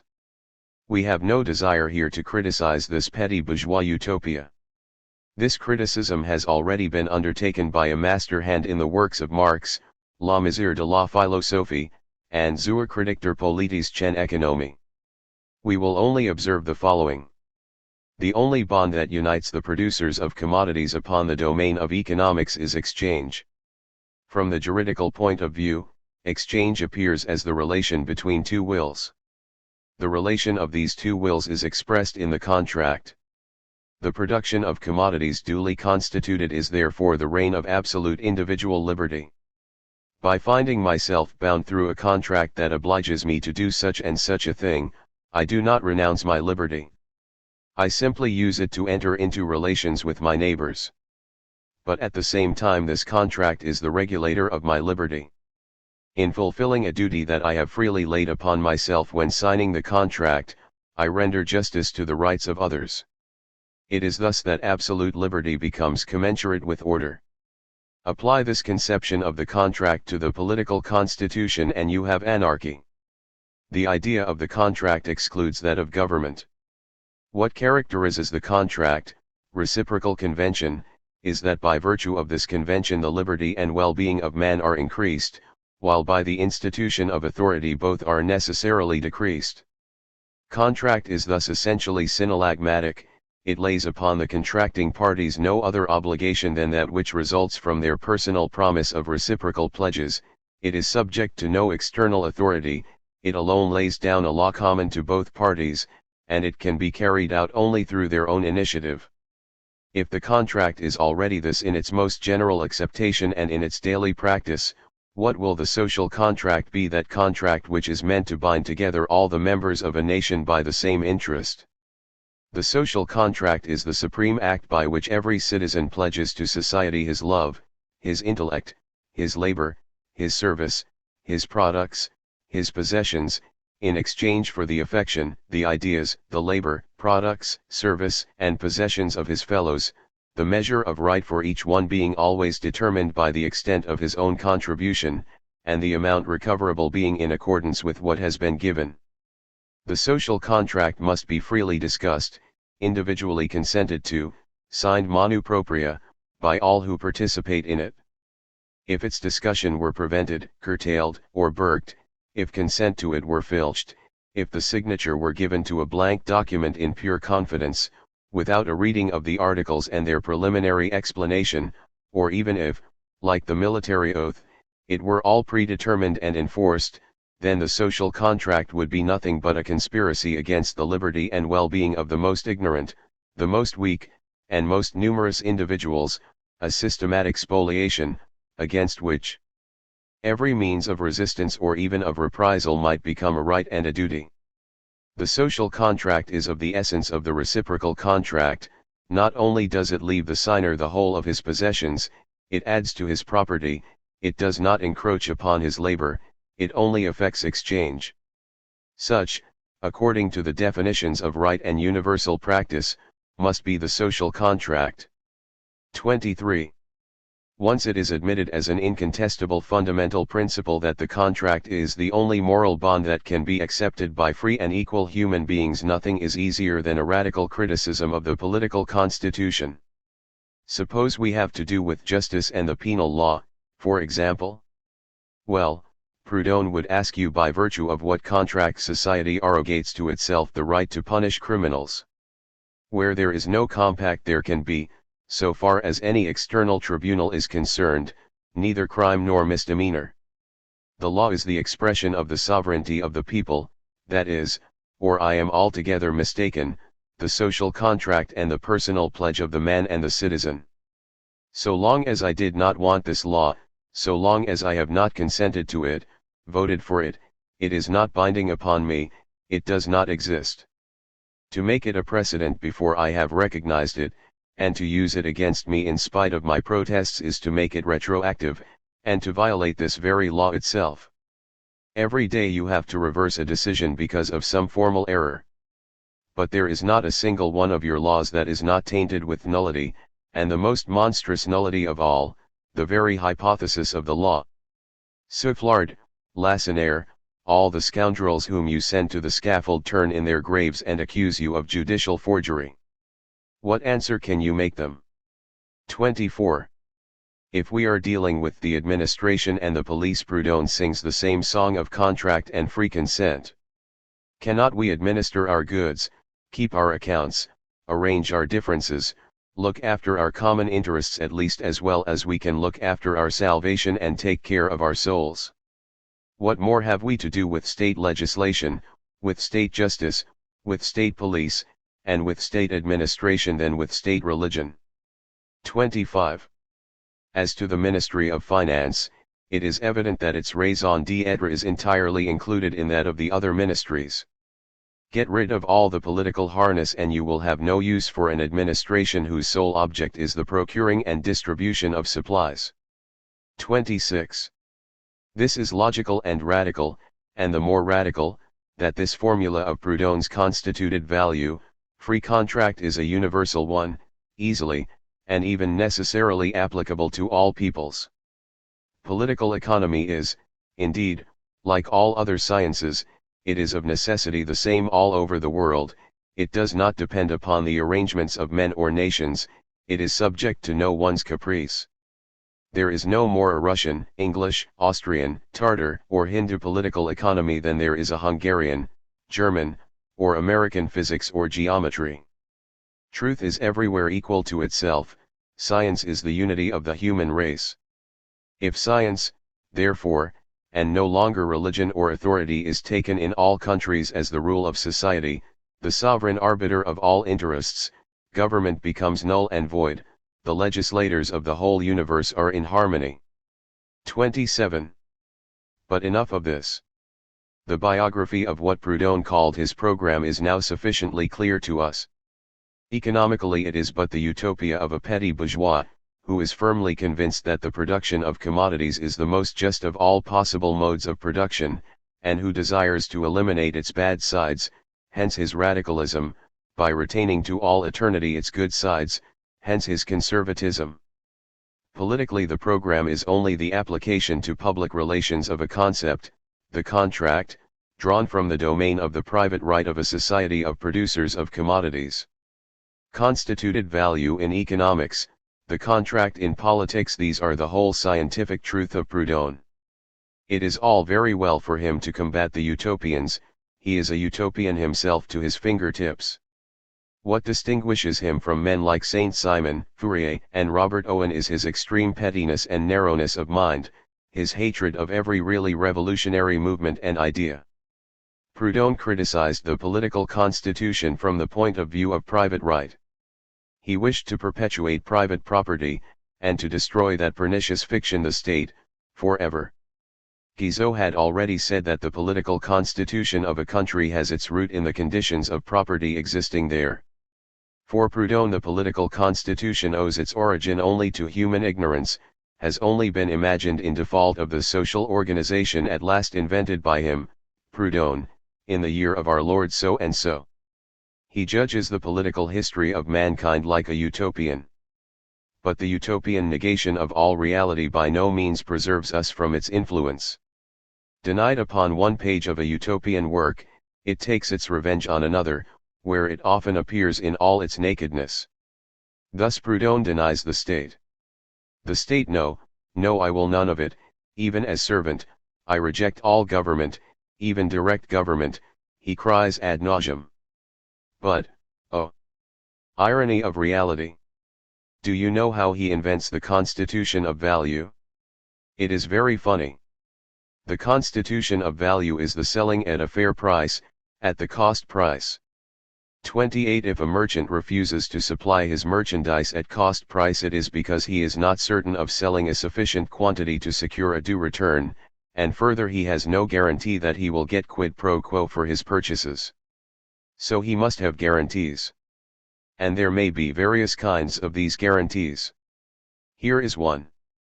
Let us suppose that the provisional government or the Constituent Assembly had seriously wished to help along business, encourage commerce, industry, agriculture, stop the depreciation of property, assure work to the workers. It could have been done by guaranteeing, example, to the first 10,000 contractors, factory owners, manufacturers, merchants, etc., in the whole republic, an interest of 5% on the capital, say, on the average, 100,000 francs, that each of them had embarked in his competitive business. For it is evident that the state. Enough. It is evident that the state has forced itself upon Proudhon, at least as servant. And it has done this with such irresistible force that our author ends by surrendering, and solemnly proclaiming. Yes, I say it aloud, the workers' associations of Paris and the departments hold in their hands the salvation of the people, the future of the revolution. They can do everything, if they set about it cleverly. Renewed energy on their part must carry the light into the dullest minds, and at the election of 1852 he wrote this in the summer of 1851 must place on the order of the day, and at the head of it, the constitution of value. 29. Thus no more parties. No politics. When it is a question of the class struggle, and hurrah for politics. Hurrah for electoral agitation. Hurrah for state interference. When it is a question of realizing the vapid and meager utopia of Proudhon. Destruum et edificabo, says Proudhon, with the pompous vanity peculiar to him. but on the other hand, to use the phrase of Figaro, it is the truest truth of all he has ever uttered in his life. He destroys and he builds. Only the mystery of his destruction reveals itself completely in his formula: the contract solves all problems. The mystery of his edificatio is in the strength of the social and political bourgeois reality with which he reconciled himself, the more readily in that he never managed to pluck from it any of its secrets. Proudhon will not hear of the state at any price. And yet, apart from the political propositions such as the constitution of value, with which he turns to the odious fiction, even theoretically he builds up the state as fast as he destroys it. What he takes from the state he bestows upon the communes and departments. In the place of one great state we see built up a number of small states, in the place of one great fiction a mass of little ones. To sum up, anarchy resolves itself into federalism, which among other advantages has that of making the success of revolutionary movements much more difficult than it is under a centralist state. 30. So endeth Proudhon's general idea of the revolution. It is a curious fact that Saint Simon is the father of Proudhon's anarchy. Saint Simon has said that the end of social organization is production, and that, therefore, political science must be reduced to economics. The art of governing men must give way to the art of administration of things. He has compared mankind to the individual, who, obeying his parents in childhood, in his ripe age ends by obeying no one but himself. Proudhon seized upon this idea and this comparison, and with the help of the constitution of value, built up anarchy. But Saint Simon, a man of fertile genius, would have been the very first to be alarmed at what this socialistic petty bourgeois made of his theory. Modern scientific socialism has worked out the theory of Saint Simon very differently, and while explaining the historical origin of the state, shows in this very origin, the conditions of the future disappearance of the state. The state was the official representative of society as a whole, the gathering of it together into a visible embodiment. But it was this only in so far as it was the state of that class which itself represented, for the time being, society as a whole, in ancient times the state of slave-owning citizens, in the Middle Ages, the feudal lords, in our own time, the bourgeoisie. When at last it becomes the real representative of the whole of society, it renders itself unnecessary. As soon as there is no longer any social class to be held in subjection, as soon as class rule and the individual struggle for existence based on our present anarchy in production, with the collisions and excesses arising from these are removed, nothing more remains to be repressed, and a special repressive force, a state, is no longer necessary. The first act by virtue of which the state really constitutes itself the representative of the whole of society, the taking possession of the means of production in the name of society, this is, at the same time, its last independent act as a state. State interference in social relations becomes, in one domain after another, superfluous, and then dies out of itself. The government of persons is replaced by the administration of things, and by the conduct of processes of production. The state is not abolished. It dies out. 31. Chapter V. Bakounine. We have seen that in their criticism of the political constitution, the fathers of anarchy always based themselves on the utopian point of view. Each one of them based his theories upon an abstract principle. Stirner upon that of the ego, Proudhon upon that of the contract. The reader has also seen that these two fathers were individualists of the first water. The influence of Proudhonian individualism was, for a time, very strong in the Romance countries, France, Belgium, Italy, Spain, and in the Slav countries, especially Russia. The internal history of the International Working Men's Association is the history of this struggle between Proudhonism and the modern socialism of Marx. Not only men like Tolaine, Chimail, or Murat, but men very superior to them, such as de Pipi, example, were nothing but more or less opinionated, more or less consistent mutualists. But the more the working class movement developed, the more evident it became that mutualism could not be its theoretical expression. At the international congresses the mutualists were forced by the logic of facts to vote for the communist resolutions. This was the case, example at Brussels in the discussion on landed property. 32 Little by little the left wing of the Prudhonian army left the domain of individualism to entrench itself upon that of collectivism.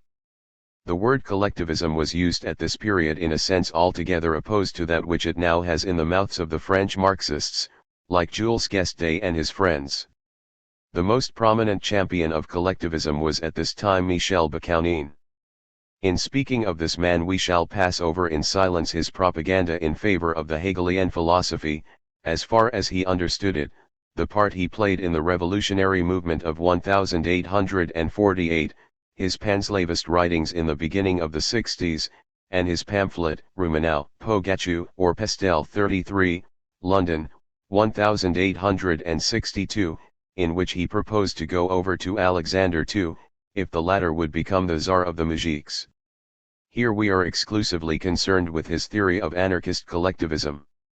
A member of the League of Peace and Liberty, Bakounine, at the Congress of this association at Bern in 1869, called upon the League, an entirely bourgeois body, to declare in favor of the economical and social equalization of classes and of individuals.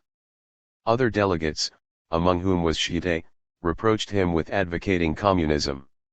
He indignantly protested against the accusation. Because I demand the economic and social equalization of classes and individuals, because, with the Workers' Congress of Brussels, I have declared myself in favor of collective property, I have been reproached with being a communist. What difference, I have been asked, is there between communism and collectivism? I am really astounded that M. Schede does not understand this difference, he who is the testamentary executor of Proudhon. I detest communism, because it is the negation of liberty, and I cannot conceive anything human without liberty. I am not a communist, because communism concentrates and causes all the forces of society to be absorbed by the state, because it necessarily ends in the centralization of property in the hands of the state, while I desire the abolition of the state, the radical extirpation of this principle of the authority and the tutelage of the state, which, under the pretext of moralizing and civilizing men, has until now enslaved, oppressed, exploited, and depraved them. I desire the organization of society and of collective or social property from below upwards, by means of free association, and not from above downwards by means of some authority of some sort.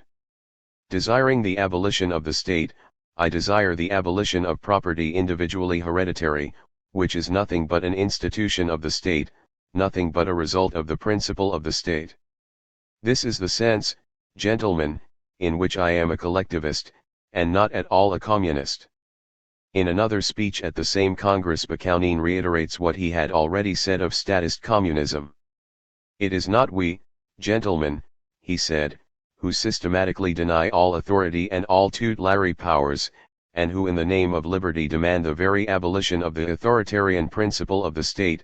It is not we who will recognize any sort of political and social organization whatever, that is not founded upon the most complete liberty of every one.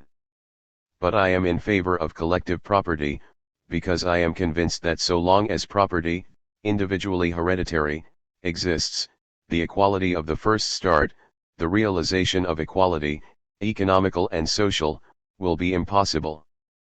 34. This is not particularly lucid as a statement of principles.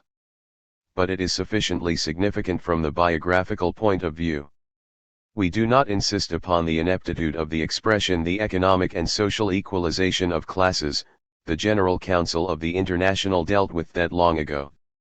35. We would only remark that the above quotations show that Bakounine 1. Combats the state and communism in the name of the most complete liberty of everybody.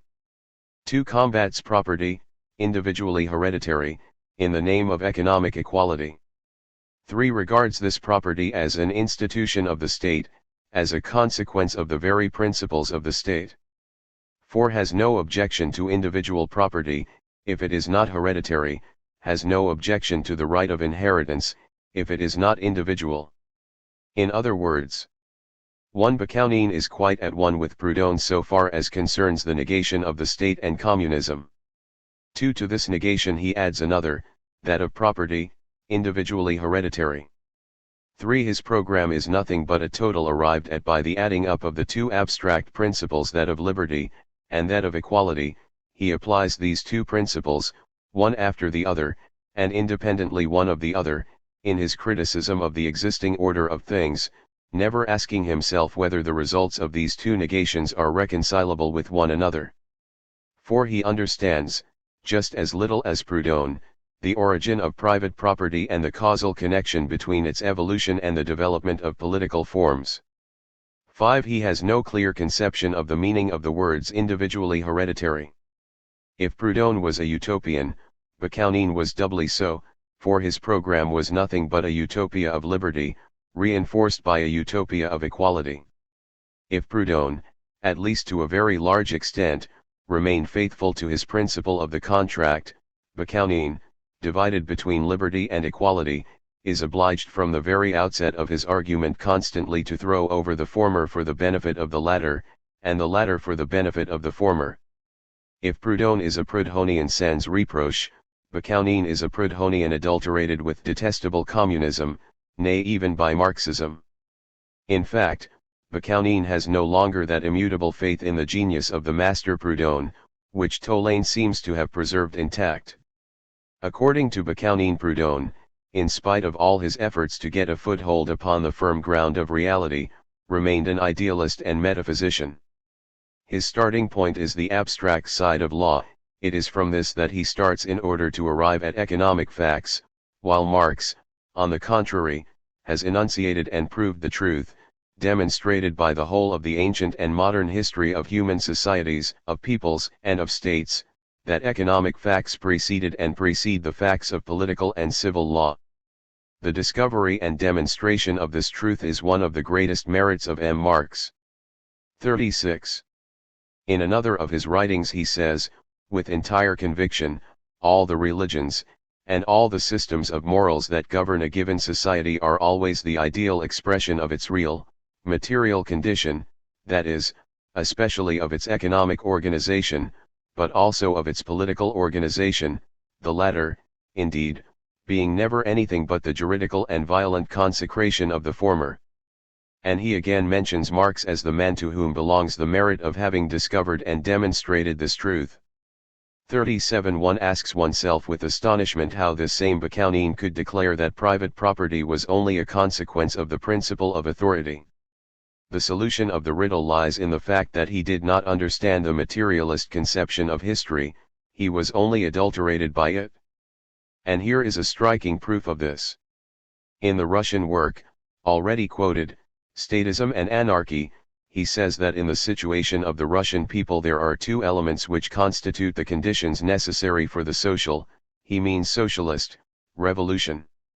The Russian people can boast of excessive poverty, and unparalleled slavery. Their sufferings are innumerable, and they bear these, not with patience, but with a profound and passionate despair, that twice already in our history has manifested itself in terrible outbursts, in the revolt of Stefan Razin, and in that of Pogatsky. 38. And that is what Bakounine understood by the material conditions of a socialist revolution. Is it necessary to point out that this Marxism is a little too sui generis?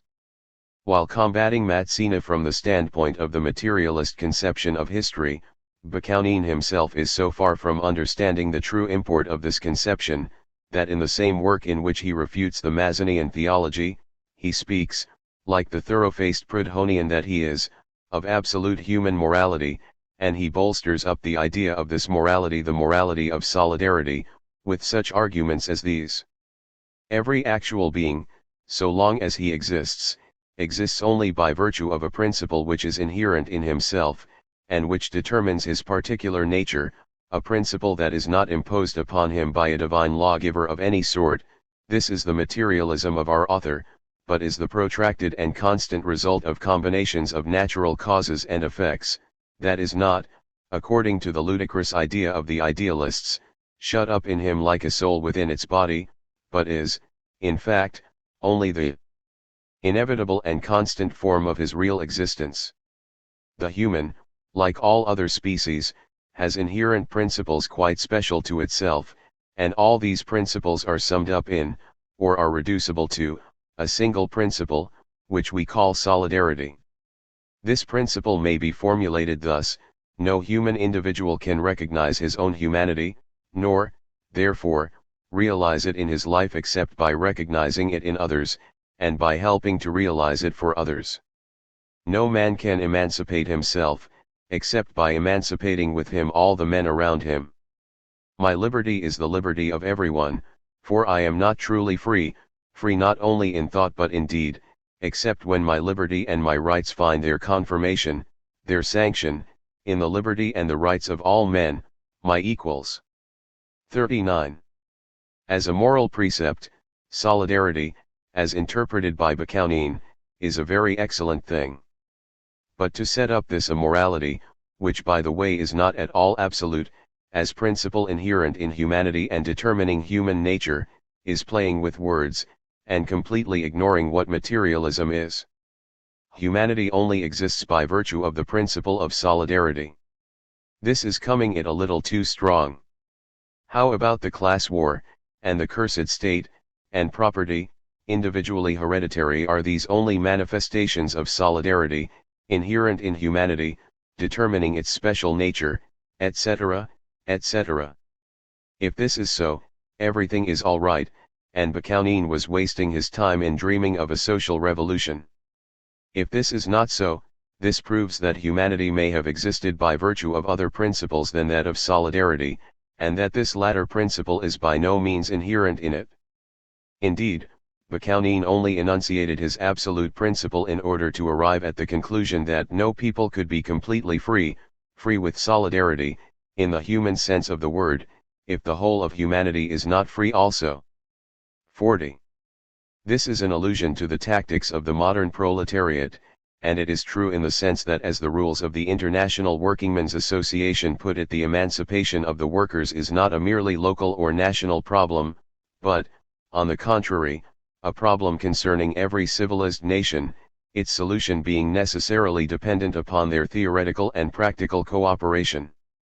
It is easy enough to prove this truth by reference to the actual economic situation of civilized humanity. But nothing is less conclusive, here as elsewhere, than a demonstration founded upon a utopian conception of human nature. The solidarity of Bakunin only proves that he remained an incorrigible utopian, although he became acquainted with the historical theory of Marx. Chapter 6. Bakunin, concluded. We have said that the principal features of Bakunin's program originated in the simple addition of two abstract principles, that of liberty and that of equality. We now see that the total thus obtained might easily be increased by the addition of a third principle, that of solidarity. Indeed, the program of the famous alliance adds several others. For example, the alliance declares itself atheist, it desires the abolition of religions, the substitution of science for faith, of human for divine justice. In the proclamation with which the Bakunists placardied the walls of Lyons, during the attempted rising at the end of September, 1870, we read, Article 41, that the state, fallen into decay, will no longer be able to intervene in the payment of private debts.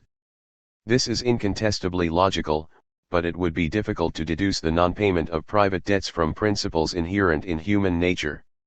Since Bakunin, in tacking his various absolute principles together, does not ask himself, and does not need to ask himself thanks to the absolute character of his method, whether one of these principles might not somewhat limit the absolute power of others, and might not in its turn be limited by them, he finds it an absolute impossibility to harmonize the various items of his program whenever words no longer suffice, and it becomes necessary to replace them by more precise ideas.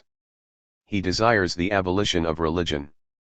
But, the state having fallen into decay, who is to abolish it? He desires the abolition of property, individually hereditary. But what is to be done if, the state having fallen into decay, it should continue to exist?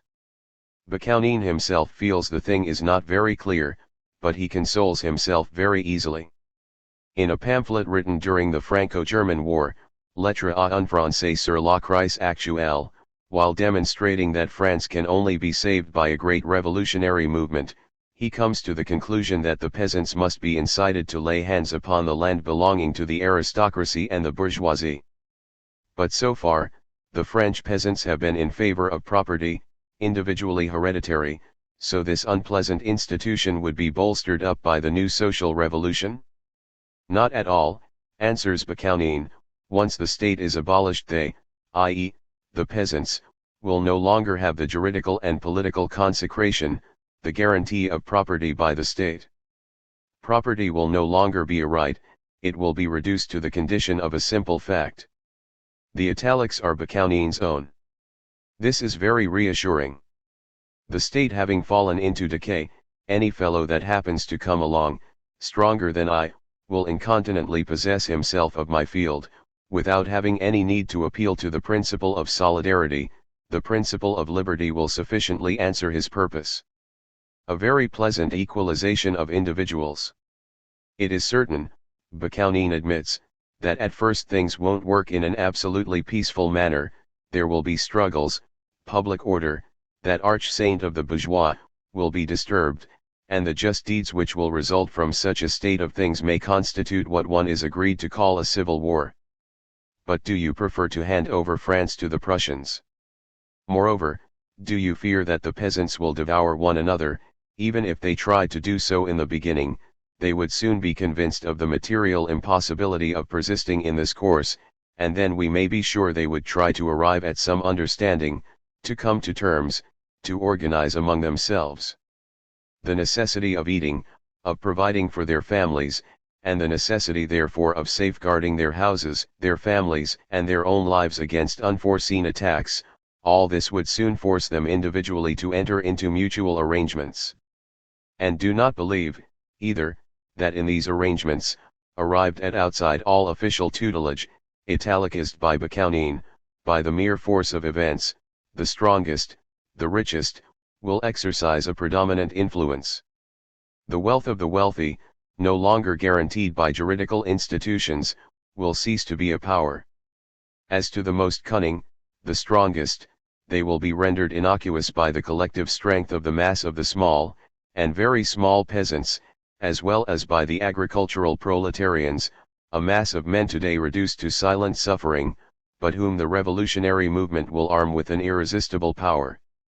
Please note that I do not contend that the agricultural districts which will thus reorganize themselves, from below upwards, will immediately create an ideal organization, agreeing at all points with the one of which we dream. What I am convinced of is that this will be a living organization, and as such, 1,000 times superior to what exists now. Moreover, this new organization being always open to the propaganda of the towns, as it can no longer be held down, so to say petrified by the juridical sanction of the state, it will progress freely, developing and perfecting itself indefinitely, but always living and free, never decreed nor legalized, until it attains as reasonable a condition as we can hope for in our days. The idealist Proudhon was convinced that the political constitution had been invented for want of a social organization immanent in humanity. He took the pains to discover this latter, and having discovered it, he could not see what further raison d'être there was for the political constitution. The materialist Bakounine has no social organization of his own make. The most profound and rational science, he says, cannot divine the future forms of social life. 41. This science must be content to distinguish the living social forms from those that owe their origin to the putrefying action of the state, and to condemn these latter. Is not this the old Proudhonian antithesis of the social organization immanent in humanity, and of the political constitution invented exclusively in the interests of order? Is not the only difference that the materialist transforms the utopian program of the idealist, into something even more utopian, more nebulous, more absurd? To believe that the marvelous scheme of the universe is due to chance, is to imagine that by throwing about a sufficient number of printers' characters at hazard, we might write the Iliad. So reasoned the deists of the 18th century in refuting the atheists. The latter replied that in this case everything was a question of time, and that by throwing about the letters an infinite number of times, we must certainly, at some period, make them arrange themselves in the required sequence. Discussions of this kind were to the taste of the 18th century, and we should be wrong to make too much fun of them nowadays. But it would seem that Bakunin took the atheist argument of the good old times quite seriously, and used it in order to make himself a program. Destroy what exists. If only you do this often enough, you are bound at last to produce a social organization, approaching at any rate the organization you dream of. All will go well when once the revolution has come to stay. Is not this sufficiently materialist? If you think it is not, you are a metaphysician, dreaming of the impossible. The Proudhonian antithesis of the social organization and the political constitution reappears living and in its entirety in what Bakunin is forever reiterating as to the social revolution on the one hand, and the political revolution on the other. According to Proudhon, the social organization has unfortunately, up to our own days, never existed, and for want of it humanity was driven to invent a political constitution. According to Bakunin, the social revolution has never yet been made, because humanity, for want of a good social program, had to content itself with political revolutions. Now that this program has been found, there is no need to bother about the political revolution, we have quite enough to do with the social revolution.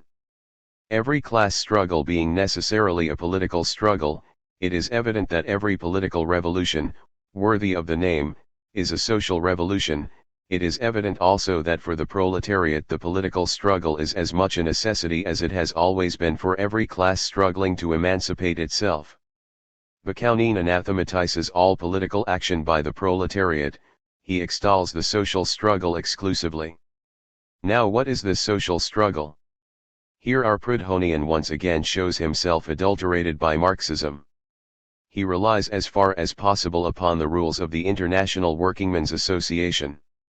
In the preamble of these rules it is laid down that the subjection of the worker to capital lies at the bottom of all servitude, political, moral and material, and that therefore the economic emancipation of the workers is the great end to which all political movements must be subordinated as a means. Bakunin argues from this that every political movement which has not for its immediate and direct object the final and complete economic emancipation of the workers, and which has not inscribed upon its banner quite definitely and clearly, the principle of economic equality, that is, the integral restitution of capital to labor, or else the social liquidation, every such political movement is a bourgeois one, and as such must be excluded from the international. But this same Bakunin has heard it said that the historical movement of humanity is a process in conformity with certain laws, and that a revolution cannot be improvised at a moment's notice. He is therefore forced to ask himself, what is the policy which the International is to adopt during that more or less prolonged period of time which separates us from the terrible social revolution which everyone foresees today? To this he replies, with the most profound conviction, and, as if quoting the rules of the International, without mercy the policy of the democratic bourgeois, or bourgeois socialists, must be excluded, which, when these declare that political freedom is a necessary condition of economic emancipation, can only mean this: political reforms, or political revolutions must precede economic reforms or economic revolutions. The workers must therefore join hands with the more or less radical bourgeois, in order to carry out the former together with them, then, being free, to turn the latter into a reality against them. We protest loudly against this unfortunate theory, which, so far as the workers are concerned, can only result in their again letting themselves be used as tools against themselves, and handing them over once more to bourgeois exploitation. The International commands us to disregard all national or local politics. It must give the working class movement in all countries an essentially economic character, by setting up as final aim the shortening of the hours of labor, and the increase of wages, and as a means the association of the working masses, and the starting of funds for fighting. It is needless to add that the shortening of the hours of labor must, of course, be obtained without any intervention from the accursed state. 42. Bakunin cannot understand that the working class in its political action can completely separate itself from all the exploiting parties. According to him, there is no other role in the political movement for the workers than that of satellite of the radical bourgeoisie. He glorifies the essentially economic tactics of the old English trade unions, and has not the faintest idea that it was these very tactics that made the English workers the tail of the Liberal Party. Bakunin objects to the working class lending a hand in any movement whose object is the obtaining or the extension of political rights. In condemning such movements as bourgeois, he fancies himself a tremendous revolutionist. As a matter of fact, he thus proves himself essentially conservative, and if the working class were ever to follow this line of inaction, the governments could only rejoice. 43. The true revolutionists of our days have a very different idea of socialist tactics. They everywhere support every revolutionary movement against the existing social and political order of things, 44, which does not prevent them, but quite the contrary, from forming the proletariat into a party separate from all the exploiter parties, opposed to the whole reactionary mass. Proudhon, who we know had not any overwhelming sympathy for politics, nevertheless advised the French workers to vote for the candidates who pledged themselves to constitute value. Bakunin would not have politics at any price. The worker cannot make use of political liberty. In order to do so he needs two little things: leisure and material means. So it is all only a bourgeois lie. Those who speak of working class candidates are but mocking the proletariat.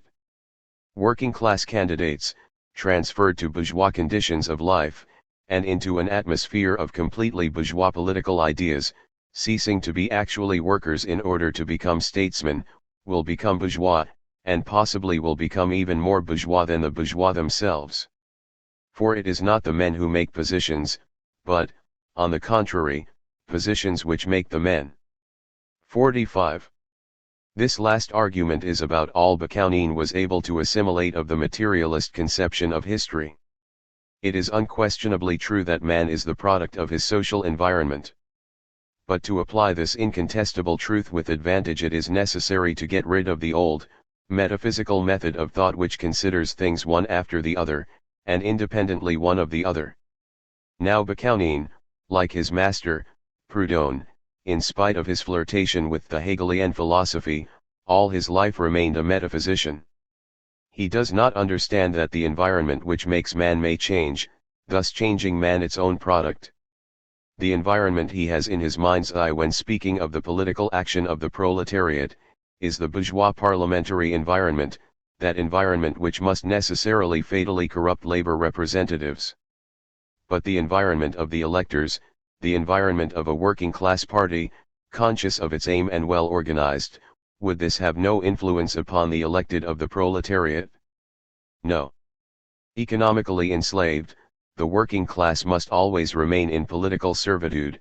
In this domain it will always be the weakest. To free itself it must begin by an economic revolution. Bakunin does not see that by this process of reasoning he inevitably arrives at the conclusion that a victory of the proletariat is absolutely impossible, unless the owners of the means of production voluntarily relinquish their possessions to them. In effect, the subjection of the worker to capital is the source not only of political but of moral servitude. And how can the workers, morally enslaved, rise against the bourgeoisie? For the working class movement to become possible, according to Bakunin, it must therefore first make an economic revolution. But the economic revolution is only possible as the work of the workers themselves. So we find ourselves in a vicious circle, out of which modern socialism can easily break, but in which Bakunin and the Bakunists are forever turning with no other hope of deliverance than a logical salto mortale. The corrupting influence of the parliamentary environment on working class representatives is what the anarchists have up to the present considered the strongest argument in their criticism of the political activity of social democracy. We have seen what its theoretical value amounts to. And even a slight knowledge of the history of the German Socialist Party will sufficiently show how in practical life the anarchist apprehensions are answered. In repudiating all politics, Bakunin was forced to adopt the tactics of the old English trade unions. But even he felt that these tactics were not very revolutionary. He tried to get out of the difficulty by the help of his alliance, a kind of international secret society, organized on a basis of frenetic centralization and grotesque fancifulness. Subjected to the dictatorial rule of the sovereign pontiff of anarchy, the international and the national brethren were bound to accelerate and direct the essentially economic revolutionary movement. At the same time Bakunin approved of riots, of isolated risings of workers and peasants which, although they must inevitably be crushed out, would, he declared, always have a good influence upon the development of the revolutionary spirit among the oppressed. It goes without saying that with such a program he was able to do much harm to the working class movement, but he was not able to draw nearer, even by a single step, to that immediate economic revolution of which he dreamed. 46. We shall presently see the result of the Bakuninist theory of riots. For the present let us sum up what we have said of Bakunin. And here, he shall help us himself. Upon the Pan-Germanic banner, i.e., also upon the banner of German social democracy, and consequently upon the socialist banner of the whole civilized world is inscribed, the conservation and strengthening of the state at all costs. On the socialist revolutionary banner, read Bakuninist banner, is inscribed in characters of blood, in letters of fire, the abolition of all states, the destruction of bourgeois civilization, free organization from the bottom to the top, by the help of free associations, the organization of the working populace, freed from all trammels, the organization of the whole of emancipated humanity, the creation of a new human world. It is with these words that Bakunin concludes his principal work Statism and Anarchy, Russian. We leave our readers to appreciate the rhetorical beauties of this passage. For our own part we shall be content with saying that it contains absolutely no human meaning whatsoever. The absurd, pure, and simple that is what is inscribed upon the Bakuninist banner. There is no need of letters of fire and of blood to make this evident to anyone who is not hypnotized by a phraseology more or less sonorous, but always void of sense. The anarchism of Stirner and of Proudhon was completely individualist. Bakunin did not want individualism, or to speak more correctly, one particular phase of individualism. He was the inventor of collectivist anarchism. And the invention cost him little. He completed the liberty utopia, by the equality utopia. As these two utopias would not agree, as they cried out at being yoked together, he threw both into the furnace of the permanent revolution where they were both at last forced to hold their tongues, for the simple reason that they both evaporated, the one as completely as the other. Bakunin is the decadent of utopism. Chapter 7. The smaller fry. Among our present-day anarchists some, like John Mackay, the author of Die Anarchisten, Kulturgemalde aus dem Ende 19. Jahrhunderts, declare for individualism, while others by far the more numerous call themselves communists. These are the descendants of Bakunin in the anarchist movement. They have produced a fairly considerable literature in various languages, and it is they who are making so much noise with the help of the propaganda by deed. The prophet of this school is the Russian refugee, P.A. Kropotkin. I shall not here stop to consider the doctrines of the individualist anarchist of today, whom even their brethren, the communist anarchists, look upon as bourgeois. 47. We will go straight on to the anarchist-communist. What is the standpoint of this new species of communism? As to the method followed by the anarchist thinker, it entirely differs from that of the utopists, Kropotkin assures us.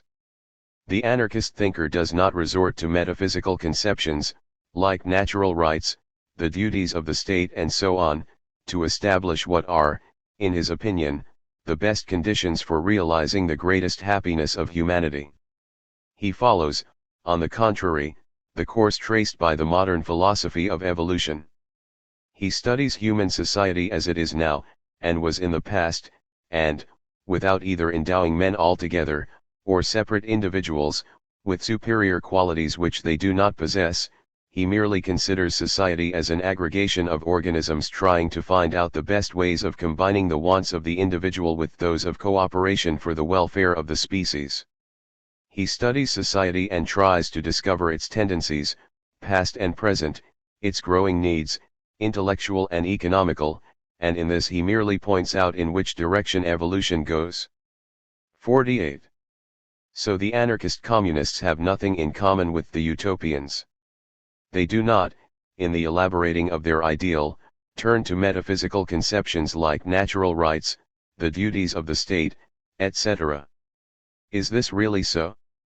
So far as the duties of the state are concerned, Kropotkin is quite right. It would be too absurd if the anarchists invited the state to disappear in the name of its own duties. But as to natural rights he is altogether mistaken. A few quotations will suffice to prove this. Already in the Bulletin de la Fédération Jurassienne, number 3, 1877, we find the following very significant declaration: the sovereignty of the people can only exist through the most complete autonomy of individuals and of groups. This most complete autonomy, is it not also a metaphysical conception? The Bulletin de la Fédération Jurassienne was an organ of collectivist anarchism. At bottom there is no difference between collectivist and communist anarchism. And yet, since it might be that we are making the communists responsible for the collectivists, let us glance at the communist publications, not only according to the spirit but the letter.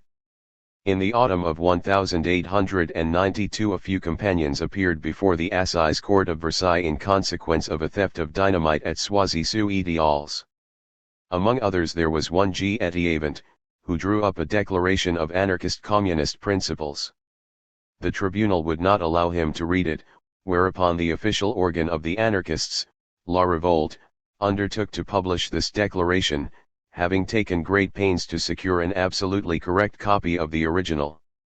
The declaration of G. Etiavant made a sensation in the anarchist world, and even cultured men like Octave Mirbeau quoted with respect along with the works of the theorists, Bakounine, Kropotkin, the unequaled Proudhon, and the aristocratic Spencer.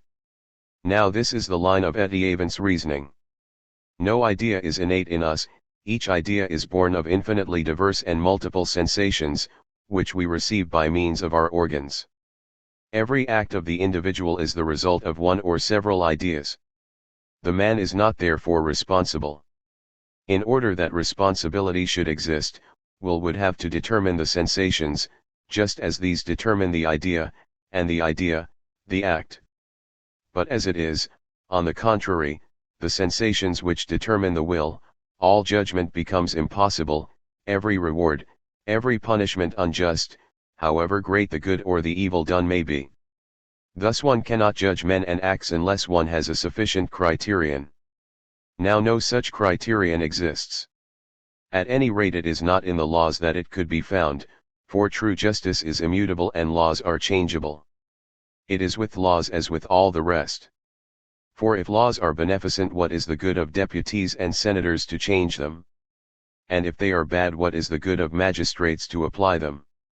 Having thus demonstrated liberty, Etiavant passes on to equality.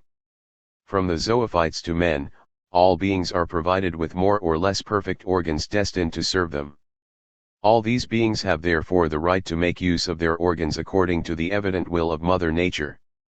So for our legs we have the right to all the space they can traverse, for our lungs to all the air we can breathe, for our stomach to all the food we can digest, for our brain to all we can think, or assimilate of the thoughts of others, for our faculty of elocution to all we can say, for our ears to all we can hear, and we have a right to all this because we have a right to life, and because all this constitutes life. These are the true rights of man. No need to decree them, they exist as the sun exists. They are written in no constitution, in no law, but they are inscribed in ineffaceable letters in the great book of nature and are imprescriptible. From the cheese mite to the elephant, from the blade of grass to the oak, from the atom to the star, everything proclaims it.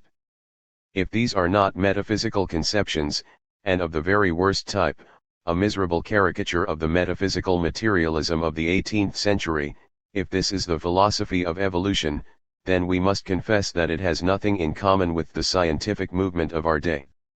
Let us hear another authority, and quote the now famous book of Jean Grave, La Société Morante et l'Anarchie, which was recently condemned by French judges, who thought it dangerous, while it is only supremely ridiculous. Anarchy means the negation of authority. Now, government claims to base the legitimacy of its existence upon the necessity of defending social institutions, the family, religion, property, etc. It has created a vast machinery in order to assure its exercise and its sanction. The chief are, the law, the magistracy, the army, the legislature, executive powers, etc.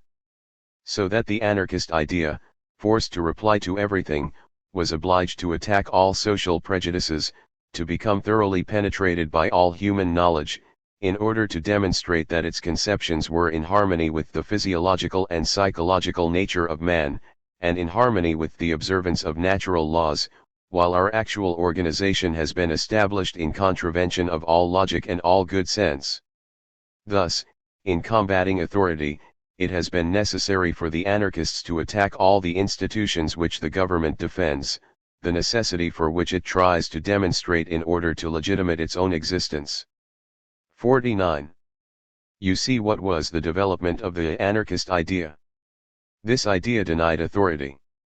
In order to defend itself, authority appealed to the family, religion, property. Then the idea found itself forced to attack institutions, which it had not, apparently, noticed before, and at the same time the idea, in order to make the most of its conceptions, penetrated to the very depths of all human knowledge. It is an ill wind that does not blow some good. All this is only the result of chance, of the unexpected turn given by authority to the discussion that had arisen between itself and the idea. It seems to us that however rich in human knowledge it may be now, the anarchist idea is not at all communistic. It keeps its knowledge to itself, and leaves the poor companions in complete ignorance.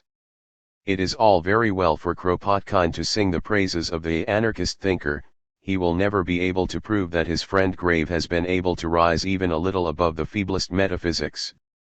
Kropotkin should read over again the anarchist pamphlets of Elisee Reclus, a great theorist, this and then, quite seriously tell us if he finds anything else in them but appeals to justice, liberty, and other metaphysical conceptions. Finally, Kropotkin himself is not so emancipated from metaphysics as he fancies he is. Far from it. Here, example is what he said at the General Meeting of the Federation of the Jura, on the October 12, 1879, at Chaux de Fonds. There was a time when they denied anarchists even the right to existence. The General Council of the International treated us as factious, the press as dreamers, almost all treated us as fools. This time is past. The anarchist party has proved its vitality. It has surmounted the obstacles of every kind that impeded its development. Today it is accepted. By whom? To attain to this, it has been necessary, above all else, for the party to hold its own in the domain of theory, to establish its ideal of the society of the future, to prove that this ideal is the best, to do more than this, to prove that this ideal is not the product of the dreams of the study, but flows directly from the popular aspirations, that it is in accord with the historical progress of culture and ideas. This work has been done, etc. This hunt after the best ideal of the society of the future, is not this the utopian method par excellence? It is true that Kropotkin tries to prove that this ideal is not the product of dreams of the study, but flows directly from the popular aspirations, that it is in accord with the historical progress of culture and ideas. But what utopian has not tried to prove this equally with himself? Everything depends upon the value of the proofs, and here our amiable compatriot is infinitely weaker than the great utopians whom he treats as metaphysicians, while he himself has not the least notion of the actual methods of modern social science. But before examining the value of these proofs, let us make the acquaintance of the ideal itself. What is Kropotkin's conception of anarchist society? Preoccupied with the reorganizing of the governmental machine, the revolutionist politicians, the Jacobins, Kropotkin detests the Jacobins even more than our amiable Empress, Catherine II, detested them, allowed the people to die of hunger. The anarchists will act differently. They will destroy the state, and will urge on the people to the expropriation of the rich. Once this expropriation accomplished, an inventory of the commonwealth will be made, and the distribution of it organized. Everything will be done by the people themselves.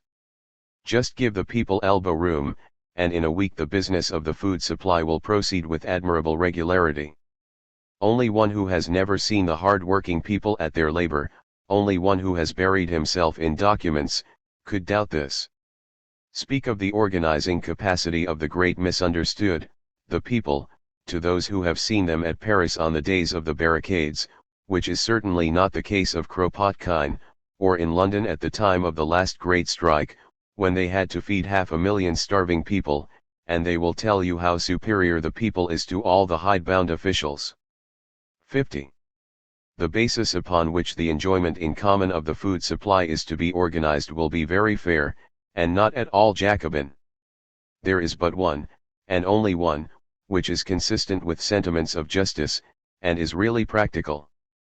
The taking in heaps from what one possesses abundance of. Rationing out what must be measured, divided. Out of 350 millions who inhabit Europe, 200 millions still follow this perfectly natural practice, which proves, among other things, that the anarchist ideal flows from the popular aspirations. It is the same with regard to housing and clothing. The people will organize everything according to the same rule. There will be an upheaval, that is certain. Only this upheaval must not become mere loss, it must be reduced to a minimum. And it is again, we cannot repeat it too often by turning to those immediately interested and not to bureaucrats, that the least amount of inconvenience will be inflicted upon everybody. 51. Thus from the beginning of the revolution we shall have an organization, the whims of sovereign individuals will be kept within reasonable bounds by the wants of society, by the logic of the situation. And, nevertheless, we shall be in the midst of full-blown anarchy, individual liberty will be safe and sound. This seems incredible, but it is true, there is anarchy, and there is organization, there are obligatory rules for everyone, and yet everyone does what he likes. You do not follow. 'Tis simple enough. This organization, it is not the authoritarian revolutionists who will have created it, these rules, obligatory upon all, and yet anarchical, it is the people, the great misunderstood, who will have proclaimed them, and the people are very knowing, as anyone who has seen what Kropotkin never had the opportunity of seeing, days of barricade riots, knows. 52. But if the great misunderstood had the stupidity to create the bureaus so detested of Kropotkin? If, as it did in March, 1871, it gave itself a revolutionary government? Then we shall say the people is mistaken, and shall try to bring it back to a better state of mind, and if need be we will throw a few bombs at the hidebound officials. We will call upon the people to organize, and will destroy all the organs it may provide itself with. This then is the way in which we realize the excellent anarchist ideal in imagination. In the name of the liberty of individuals all action of the individuals is done away with, and in the name of the people we get rid of the whole class of revolutionists, the individuals are drowned in the mass. If you can only get used to this logical process, you meet with no more difficulties, and you can boast that you are neither authoritarian nor utopian. What could be easier, what more pleasant? But in order to consume, it is necessary to produce. Kropotkin knows this so well that he reads the authoritarian Marx a lesson on the subject. The evil of the present organization is not in that the surplus value of production passes over to the capitalist, as Rodbertus and Marx had contended, thus narrowing down the socialist conception, and the general ideas on the capitalist regime. Surplus value itself is only a consequence of more profound causes. The evil is that there can be any kind of surplus value, instead of a surplus not consumed by each generation, for, in order that there may be surplus value, men, women, and children must be obliged by hunger to sell their labor powers, for a trifling portion of what these powers produce, and, especially of what they are capable of producing. Poor Marx, who knew nothing of all these profound truths, although so confusedly expounded by the learned prince.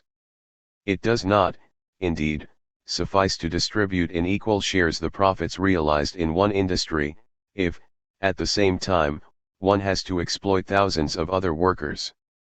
The point is to produce with the smallest possible expenditure of human labor power the greatest possible amount of products necessary for the well-being of all. Italicized by Kropotkin himself.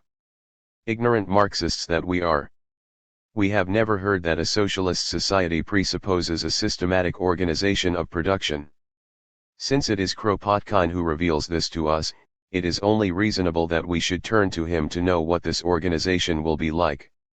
On this subject also he has some very interesting things to say.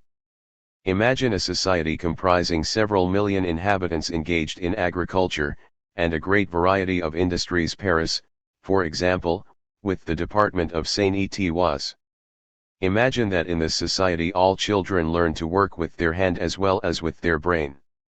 Admit, in fine, that all adults, with the exception of the women occupied with the education of children, undertake to work 5 hours a day from the age of 20 or 22 to 45 or 50, and that they spend this time in any occupations they choose, in no matter what branch of human labor considered necessary.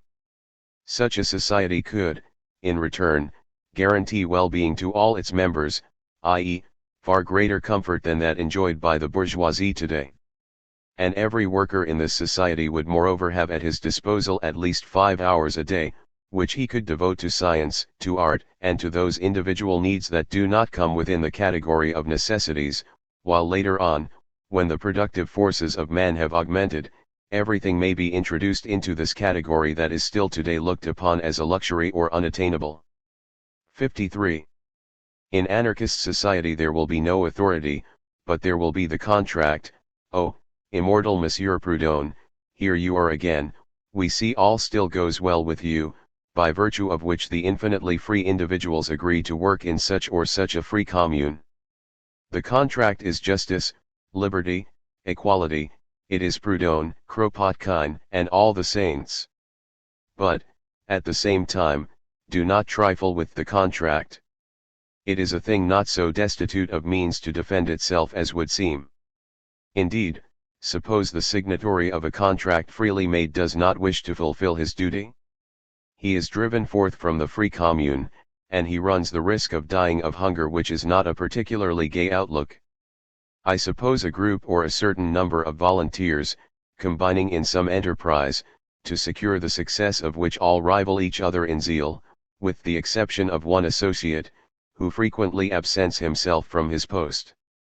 Should they, on his account, dissolve the group, appoint a president who would inflict fines, or else, like the Academy, distribute attendance counters?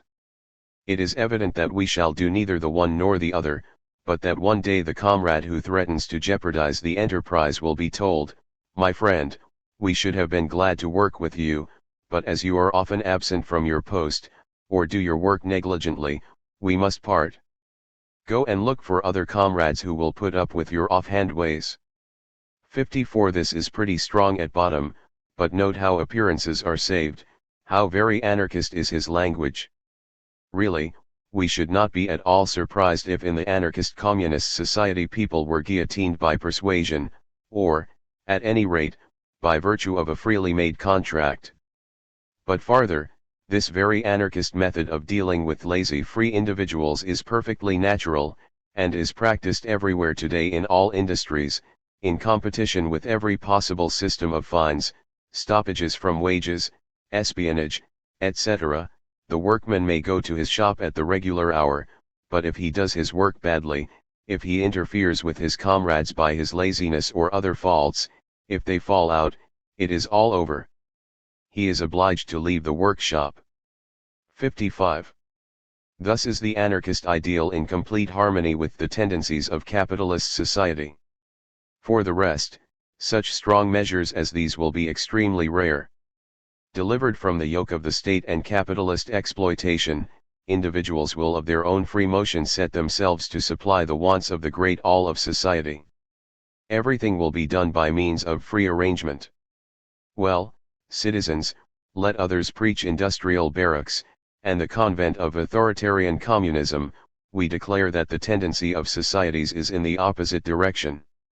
We see millions and millions of groups constituting themselves freely in order to satisfy all the varied wants of human beings, groups formed, some by districts, by streets, by houses, others holding out hands across the walls, of cities, of frontiers, of oceans.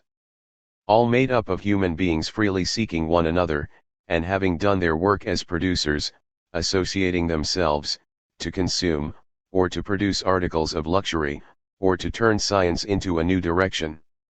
This is the tendency of the 19th century, and we are following it.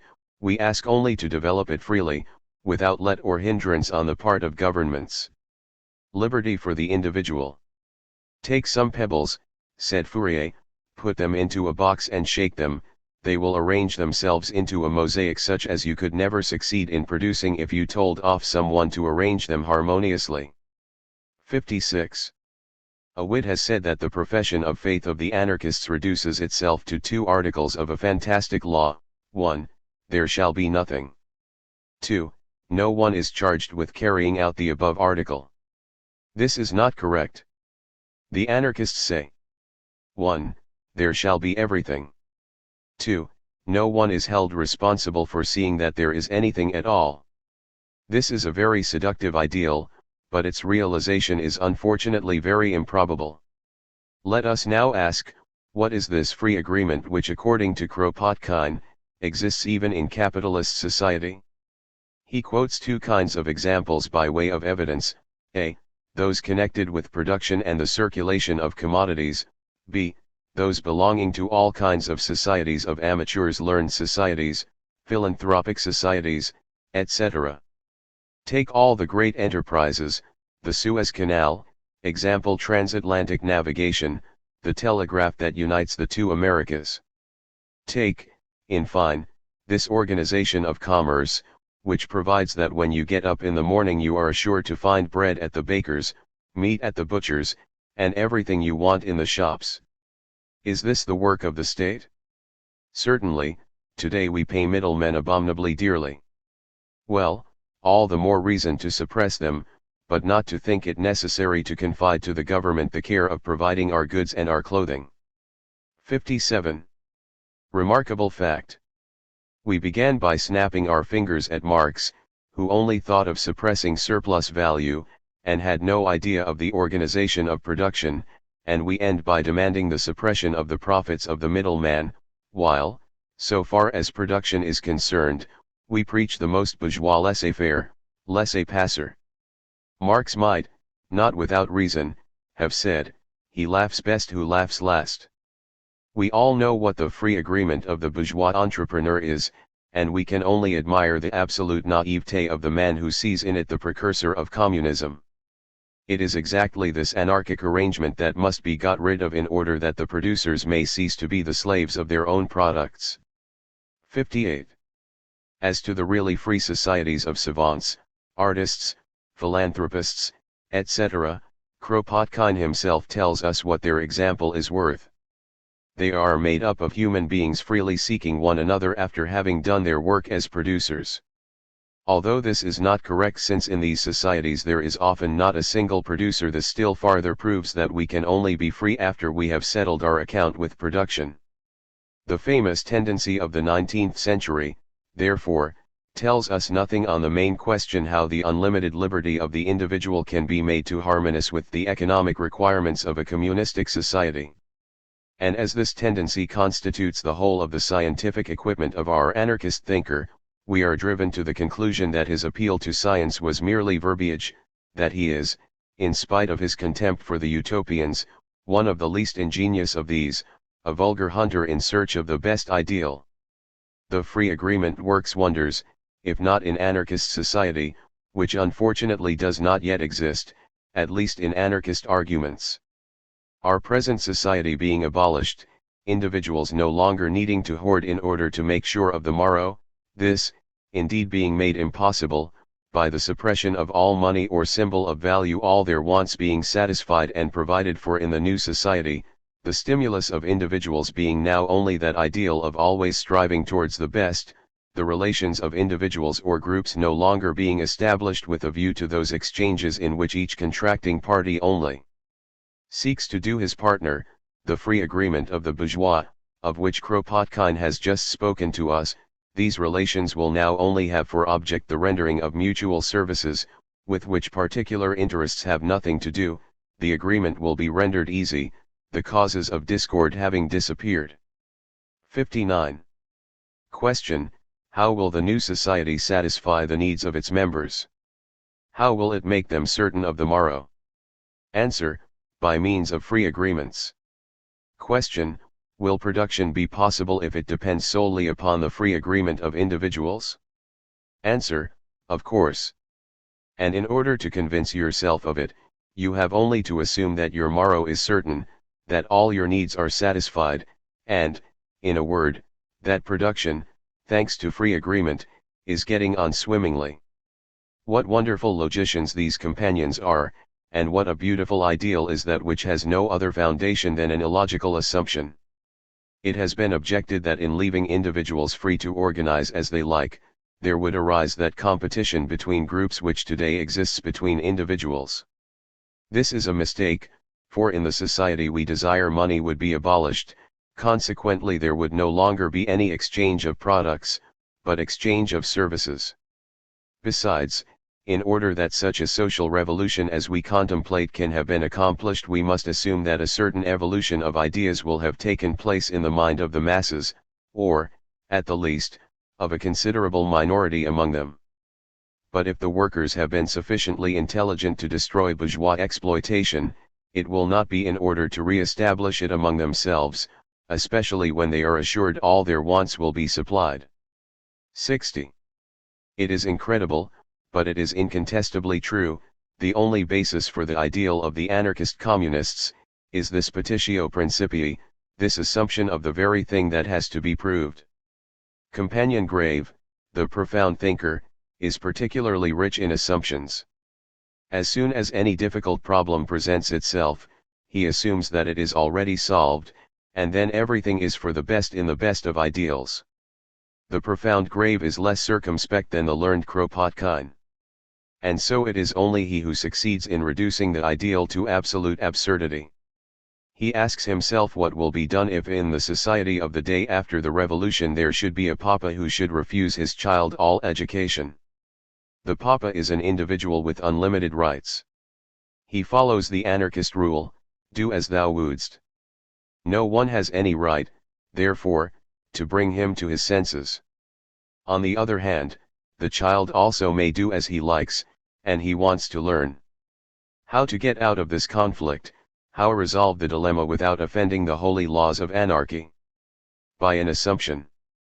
Relations, between citizens, being much wider and more imbued with fraternity than in our present society, based as it is upon the antagonism of interests, it follows that the child by means of what he will see passing before his eyes, by what he will daily hear, will escape from the influence of the parent, and will find every facility necessary for acquiring the knowledge his parents refuse to give him. Nay more, if he finds himself too unhappy under the authority they try to force upon him, he would abandon them in order to place himself under the protection of individuals with whom he was in greater sympathy. The parents could not send the gendarmes after him to bring back to their authority the slave whom the law today gives up to them. 61. It is not the child who is running away from his parents, but the utopian who is running away from an insurmountable logical difficulty. And yet this judgment of Solomon has seemed so profound to the companions that, it has been literally quoted by Émile Darnaud in his book La Société Future, Foy 1890, p. 26, a book especially intended to popularize the lucubrations of Grave. Anarchy, the no-government system of socialism, has a double origin. It is an outgrowth of the two great movements of thought in the economical and the political fields which characterize our century, and especially its second part. In common with all socialists, the anarchists hold that the private ownership of land, capital, and machinery has had its time, that it is condemned to disappear, and that all requisites of production must, and will, become the common property of society, and be managed in common by the producers of wealth. And, in common with the most advanced representatives of political radicalism, they maintain that the ideal of the political organization of society is a condition of things where the functions of government are reduced to a minimum, and the individual recovers his full liberty of initiative and action for satisfying, by means of free groups and federations freely constituted, all the infinitely varied needs of the human being. As regards socialism, most of the anarchists arrive at its ultimate conclusion, that is, at a complete negation of the wage system, and at communism. And with reference to political organization, by giving a farther development to the above-mentioned part of the radical program, they arrive at the conclusion that the ultimate aim of society is the reduction of the functions of governments to nil, that is, to a society without government, to anarchy. The anarchists maintain, moreover, that such being the ideal of social and political organization, they must not remit it to future centuries, but that only those changes in our social organization which are in accordance with the above double ideal, and constitute an approach to it, will have a chance of life and be beneficial for the commonwealth. 62. Kropotkin here reveals to us, with admirable clearness, the origin and nature of his ideal. This ideal, like that of Bakunin, is truly double. It is really born of the connection between bourgeois radicalism, or rather that of the Manchester School, and communism, just as Jesus was born in connection between the Holy Ghost and the Virgin Mary. The two natures of the anarchist ideal are as difficult to reconcile as the two natures of the Son of God. But one of these natures evidently gets the better of the other. The anarchists want to begin by immediately realizing what Kropotkin calls the ultimate aim of society, that is to say, by destroying the state. Their starting point is always the unlimited liberty of the individual. Manchesterism before everything. Communism only comes in afterwards. 63. But in order to reassure us as to the probable fate of this second nature of their ideal, the anarchists are constantly singing the praises of the wisdom, the goodness, the forethought of the man of the future. He will be so perfect that he will no doubt be able to organize communist production. He will be so perfect that one asks oneself, while admiring him, why he cannot be trusted with a little authority. Chapter 8. The so-called anarchist tactics. Their morality. The anarchists are utopians. Their point of view has nothing in common with that of modern scientific socialism. But there are utopias and utopias. The great utopians of the first half of our century were men of genius. They helped forward social science, which in their time was still entirely utopian. The utopians of today, the anarchists, are the abstractors of quintessence, who can only fully draw forth some poor conclusions from certain mummified principles. They have nothing to do with social science, which, in its onward march, has distanced them by at least half a century. Their profound thinkers, their lofty theorists, do not even succeed in making the two ends of their reasoning meet. They are the decadent utopians, stricken with incurable intellectual anemia. The great utopians did much for the development of the working class movement. The utopians of our days do nothing but retard its progress. And it is especially their so-called tactics that are harmful to the proletariat. We already know that Bakunin interpreted the rules of the International in the sense that the working class must give up all political action, and concentrate its efforts upon the domain of the immediately economic struggle for higher wages, a reduction of the hours of labor, and so forth. Bakunin himself felt that such tactics were not very revolutionary. He tried to complete them through the action of his alliance. He preached riots. 64. But the more the class consciousness of the proletariat develops, the more it inclines towards political action, and gives up the riots, so common during its infancy. It is more difficult to induce the working men of Western Europe, who have attained a certain degree of political development, to riot, than, for example, the credulous and ignorant Russian peasants. As the proletariat has shown no taste for the tactics of riot, the companions have been forced to replace it by individual action. It was especially after the attempted insurrection at Benevento in Italy in 1877 that the Bakunists began to glorify the propaganda of deed. But if we glance back at the period that separates us from the attempt of Benevento, we shall see that this propaganda too assumed a special form, very few riots, and these quite insignificant, a great many personal attempts against public edifices, against individuals, and even against property individually hereditary, of course. It could not be otherwise. We have already seen numerous revolts by people who wished to obtain urgent reforms, says Louise Michel, in an interview with a correspondent of the Matin, on the occasion of the valiant attempt. What was the result? The people were shot down. Well, we think the people has been sufficiently bled. It is better large-hearted people should sacrifice themselves, and, at their own risk, commit acts of violence whose object is to terrorize the government and the bourgeois. 65. This is exactly what we have said, only in slightly different words. Louise Michel has forgotten to say that revolts, causing the bloodshed of the people, figured at the head of the anarchists' program, until the anarchists became convinced, not that these partial risings in no way serve the cause of the workers, but that the workers, for the most part, will not have anything to do with these risings. Error has its logic as well as truth. Once you reject the political action of the working class, you are fatally driven, provided you do not wish to serve the bourgeois politicians, to accept the tactics of the Valiants and the Henrys. The so-called independent, unabhängige, members of the German Socialist Party have proved this in their own persons. They began by attacking parliamentarism, and to the reformist tactics of the old members they opposed on paper, of course, the revolutionary struggle, the purely economic struggle. But this struggle, developing naturally, must inevitably bring about the entry of the proletariat into the arena of political struggles. Not wishing to come back to the very starting point of their negation, the independents, for a time, preached what they called political demonstrations, a new kind of old Bakuninist riots. As riots, by whatever name they are called, always come too late for the fiery revolutionists, there was only left to the independents to march forward, to become converts to anarchy, and to propagate in words the propaganda of deed. The language of the young Landauers and co. is already as revolutionary as that of the oldest anarchists. Reason and knowledge only thou despise. The highest strength in man that lies. Let but the lying spirit bind thee. With magic works and shows that blind thee. And I shall have thee fast and sure. As to the magic work and shows, they are innumerable in the arguments of the anarchists against the political activity of the proletariat. Here hate becomes veritable witchcraft.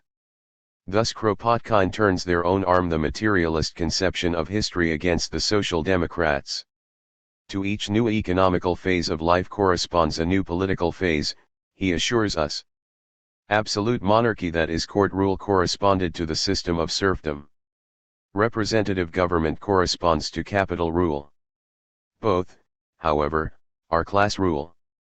But in a society where the distinction between capitalist and laborer has disappeared, there is no need of such a government. It would be an anachronism, a nuisance. 66. If Social Democrats were to tell him they know this at least as well as he does, Kropotkin would reply that possibly they do, but that then they will not draw a logical conclusion from these premises. He, Kropotkin, is your real logician. Since the political constitution of every country is determined by its economic condition, he argues, the political action of socialists is absolute nonsense. To seek to attain socialism, or even an agrarian revolution by means of a political revolution, is the merest utopia, because the whole of history shows us that political changes flow from the great economic revolutions, and not vice versa. 67. Could the best geometrician in the world ever produce anything more exact than this demonstration? Basing his argument upon this impregnable foundation, Kropotkin advises the Russian revolutionists to give up their political struggle against Tsarism. They must follow an immediately economic end. The emancipation of the Russian peasants from the yoke of serfdom that has until now weighed upon them, is therefore the first task of the Russian revolutionist. In working along these lines, he directly and immediately works for the good of the people, and he moreover prepares for the weakening of the centralist power of the state and for its limitation. 68. Thus the emancipation of the peasants will have prepared the way for the weakening of Russian Tsarism. But how to emancipate the peasants before overthrowing Tsarism? Absolute mystery. Such an emancipation would be a veritable witchcraft. Old Liskow was right when he said, "It is easier and more natural to write with the fingers than with the head." However this may be, the whole political action of the working class must be summed up in these few words: no politics. Long live the purely economic struggle. This is Bakunism, but perfected Bakunism.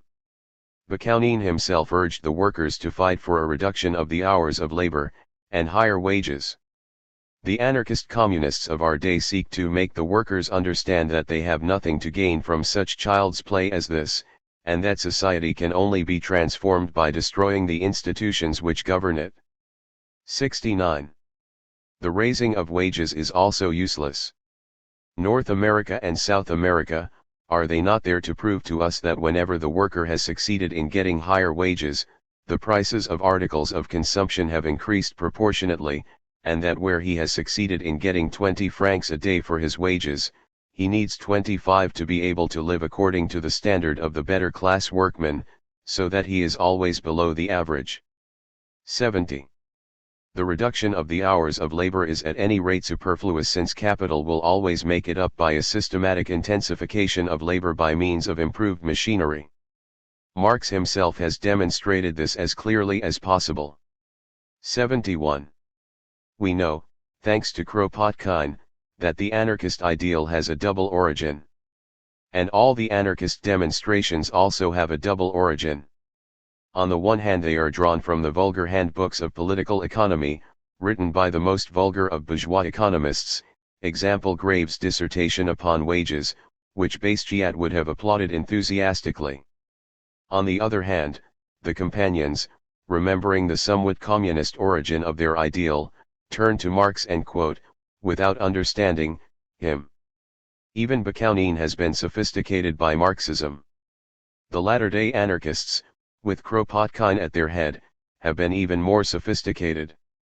The ignorance of Grave, the profound thinker, is very remarkable in general, but it exceeds the bounds of all probability in matters of political economy. Here it is, only equalled by that of the learned geologist Kropotkin, who makes the most monstrous statements whenever he touches upon an economic question. We regret that space will not allow us to amuse the reader with some samples of anarchist economics. They must content themselves with what Kropotkin has taught them about Marx's surplus value. All this would be very ridiculous, if it were not too sad, as the Russian poet Lermontov says. And it is sad indeed. Whenever the proletariat makes an attempt to somewhat ameliorate its economic position, large-hearted people, vowing they love the proletariat most tenderly, rush in from all points of the compass, and depending on their halting syllogisms, put spokes into the wheel of the movement, do their utmost to prove that the movement is useless. We have had an example of this with regard to the 8 hours day, which the anarchists combated, whenever they could, with a zeal worthy of a better cause. When the proletariat takes no notice of this, and pursues its immediately economic aims undisturbed, as it has the fortunate habit of doing, the same large-hearted people reappear upon the scene armed with bombs, and provide the government with the desired and sought-for pretext for attacking the proletariat. We have seen this at Paris on May 1, 1890, we have seen it often during strikes. Fine fellows these large-hearted men. And to think that among the workers themselves there are men simple enough to consider as their friends, these personages who are, in reality, the most dangerous enemies of their cause.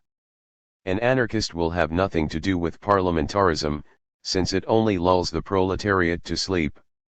He will none of reforms, since reforms are but so many compromises with the possessing classes. He wants the revolution, a full, complete, immediate, and immediately economic revolution. To attain this end he arms himself with a saucepan full of explosive materials, and throws it amongst the public in a theater or a cafe. He declares this is the revolution. For our own part it seems to us nothing but immediate madness. It goes without saying that the bourgeois governments, whilst inveighing against the authors of these attempts, cannot but congratulate themselves upon these tactics. Society is in danger. Cavient consules. and the police consuls become active, and public opinion applauds all the reactionary measures resorted to by ministers in order to save society. The terrorist saviors of society in uniform, to gain the respect of the Philistine masses, must appear with the halo of true sons of holy order, the daughter of heaven rich in blessings, and to this halo the schoolboy attempts of these terrorists help them. Such a silly fool, lost in his fantastical imaginings, does not even see that he is only a puppet, whose strings are pulled by a clever one in the terrorist wings. He does not see that the fear and terror he causes only serve to so deaden all the senses of the Philistine crowd, that it shouts approval of every massacre that clears the road for reaction. 72. Napoleon III. Already indulged from time to time in an outrage in order once again to save society menaced by the enemies of order. The foul admissions of Andrieux 73, the acts and deeds of the German and Austrian agents provocateurs, the recent revelations as to the attempt against the Madrid Parliament, etc., prove abundantly that the present governments profit enormously by the tactics of the companions, and that the work of the terrorists in uniform would be much more difficult if the anarchists were not so eager to help in it. Thus it is that spies of the vilest kind, like Joseph Puckert, for long years figured as shining lights of anarchism, translating into German the works of foreign anarchists. Thus it is that the French bourgeois and priests directly subvention the companions, and that the Law and Order Ministry does everything in its power to throw a veil over these shady machinations. And so, too, in the name of the immediate revolution, the anarchists become the precious pillars of bourgeois society, inasmuch as they furnish the raison d'être for the most immediately reactionary policy. Thus the reactionary and conservative press has always shown a hardly disguised sympathy for the anarchists, and has regretted that the socialists, conscious of their end and aim, will have nothing to do with them. They drive them away like poor dogs, pitifully exclaims the Paris Figaro, à propos of the expulsion of the anarchists from the Zurich Congress. 74. An anarchist is a man who, when he is not a police agent, is fated always and everywhere to attain the opposite of that which he attempts to achieve. To send working men to a parliament, said Bourdat, before the Lyons Tribunal in 1893, is to act like a mother who would take her daughter to a brothel. Thus it is also in the name of morality that the anarchists repudiate political action. But what is the outcome of their fear of parliamentary corruption? The glorification of theft. Put money in thy purse, wrote Most in his Freiheit, already in 1880, the exploits of the Duvals and Ravacols, who in the name of the cause commit the most vulgar and disgusting crimes. The Russian writer, Herzen, relates somewhere how on arriving at some small Italian town, he met only priests and bandits, and was greatly perplexed, being unable to decide which were the priests and which the bandits. And this is the position of every impartial person today, for how are you going to divine where the companion ends and the bandit begins? The anarchists themselves are not always sure, as was proved by the controversy caused in their ranks by the Ravicol affair. Thus the better among them, those whose honesty is absolutely unquestionable, constantly fluctuate in their views of the propaganda of deed. Condemn the propaganda of deed, says Élisée Reclus. But what is this propaganda except the preaching of well-doing and love of humanity by example? Those who call the propaganda of deed acts of violence prove that they have not understood the meaning of this expression. The anarchist who understands his part, instead of massacring somebody or other, will exclusively strive to bring this person round to his opinions, and to make of him an adept who, in his turn, will make propaganda of deed by showing himself good and just to all those whom he may meet. 75. We will not ask what is left of the anarchist who has divorced himself from the tactics of deeds. We only ask the reader to consider the following lines. The editor of the Semper Avanti wrote to Élisée Reclus asking him for his true opinion of Ravicol. I admire his courage, his goodness of heart, his greatness of soul, the generosity with which he pardons his enemies, or rather his betrayers. I hardly know of any men who have surpassed him in nobleness of conduct. I reserve the question as to how far it is always desirable to push to extremities one's own right, and whether other considerations moved by a spirit of human solidarity ought not to prevail. Still I am none the less one of those who recognize in Ravachol a hero of a magnanimity but little common. 76. This does not at all fit in with the declaration quoted above, and it proves irrefutably that citizen Reckless fluctuates, that he does not know exactly where his companion ends and the bandit begins. The problem is the more difficult to solve that there are a good many individuals who are at the same time bandits and anarchists. Ravachol was no exception. At the house of the anarchists, Oritz and Chiricati, recently arrested at Paris, an enormous mass of stolen goods were found. Nor is it only in France that you have the combination of these two apparently different trades. It will suffice to remind the reader of the Austrians Kammerer and Stellmacher. Kropotkin would have us believe that anarchist morality, a morality free from all obligations or sanction, opposed to all utilitarian calculations, is the same as the natural morality of the people, the morality from the habit of well-doing. 77. The morality of the anarchists is that of persons who look upon all human action from the abstract point of view of the unlimited rights of the individual, and who, in the name of these rights, pass a verdict of not guilty on the most atrocious deeds, the most revolting arbitrary acts. What matter the victims, exclaimed the anarchist poet Laurent Tailhade, on the very evening of Vaillant's outrage, at the banquet of the Plume Society, provided the gesture is beautiful. Tailhade is a decadent, who, because he is blasé, has the courage of his anarchist opinions. In fact, the anarchists combat democracy because democracy, according to them, is nothing but the tyranny of the majority as against the minority. The majority has no right to impose its wishes upon the minority. But if this is so, in the name of what moral principle do the anarchists revolt against the bourgeoisie? Because the bourgeoisie are not a minority? Or because they do not do what they will to do? Do as thou wouldst, proclaim the anarchists. The bourgeoisie want to exploit the proletariat, and do it remarkably well. They thus follow the anarchist precept, and the companions are very wrong to complain of their conduct. They become altogether ridiculous when they combat the bourgeoisie in the name of their victims. What matters the death of vague human beings, continues the anarchist logician Tailhade, if thereby the individual affirms himself?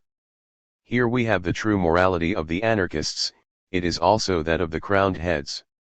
Sic volo, sic jubeo. 78.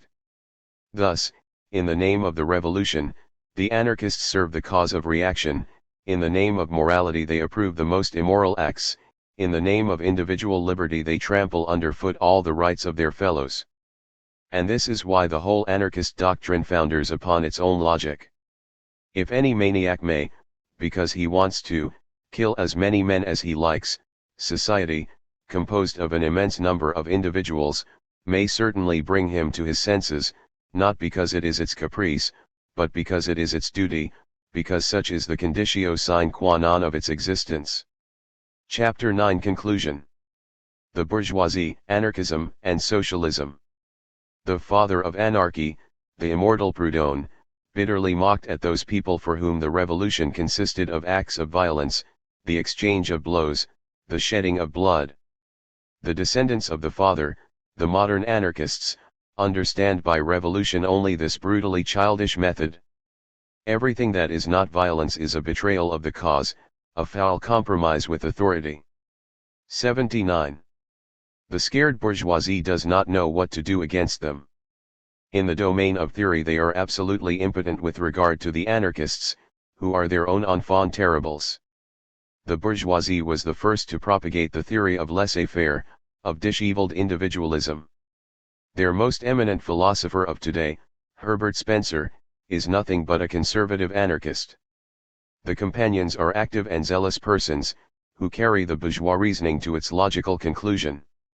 The magistrates of the French bourgeois republic have condemned Grave to prison, and his book, La Société Morante et l'Anarchie, to destruction.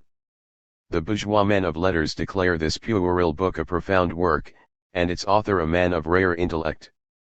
And not only has the bourgeoisie no theoretical weapons with which to combat the anarchists, they see their young folk enamored of the anarchist doctrine. In this society, satiated and rotten to the marrow of its bones, where all faiths are long since dead, where all sincere opinions appear ridiculous, in this monde oul on s ennui, where after having exhausted all forms of enjoyment they no longer know in what new fancy, in what fresh excess to seek novel sensations, there are people who lend a willing ear to the song of the anarchist siren. Amongst the Paris companions there are already not a few men quite comme il faut, men about town who, as the French writer, Raoul Allier, says, wear nothing less than patent leather shoes, and put a green carnation in their buttonholes before they go to meetings. Decadent writers and artists are converted to anarchism and propagate its theories in reviews like the Mercure de France, La Plume, etc.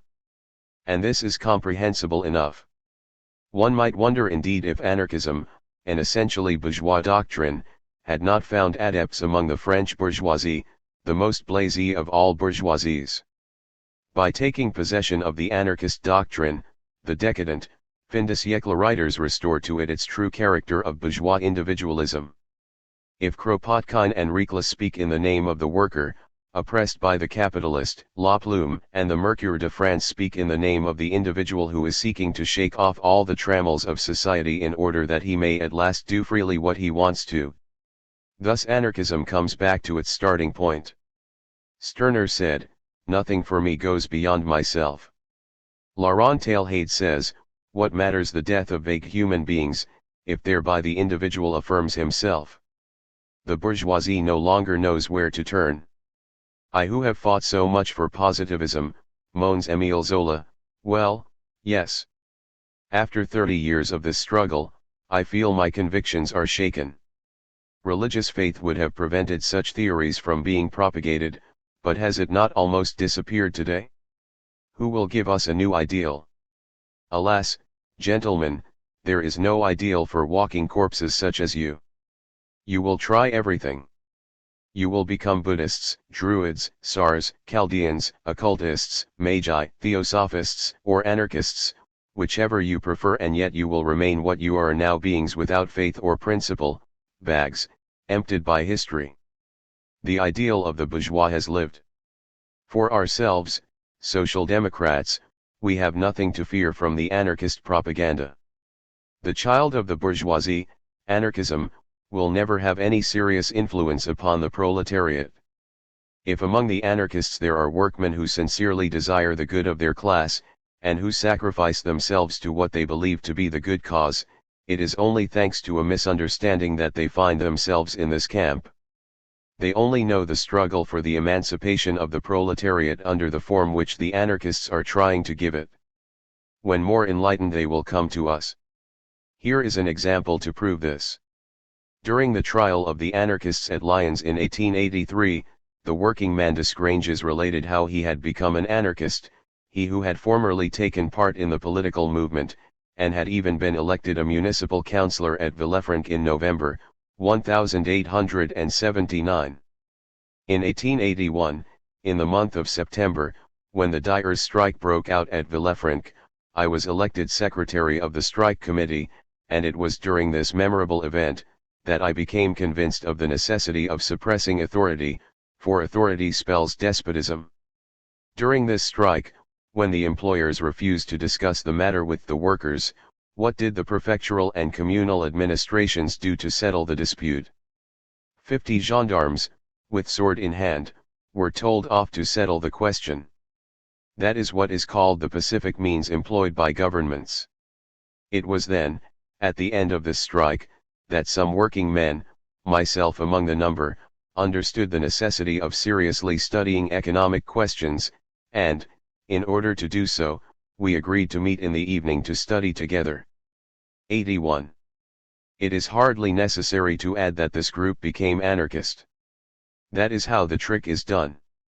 A working man, active and intelligent, supports the program of one or the other bourgeois party.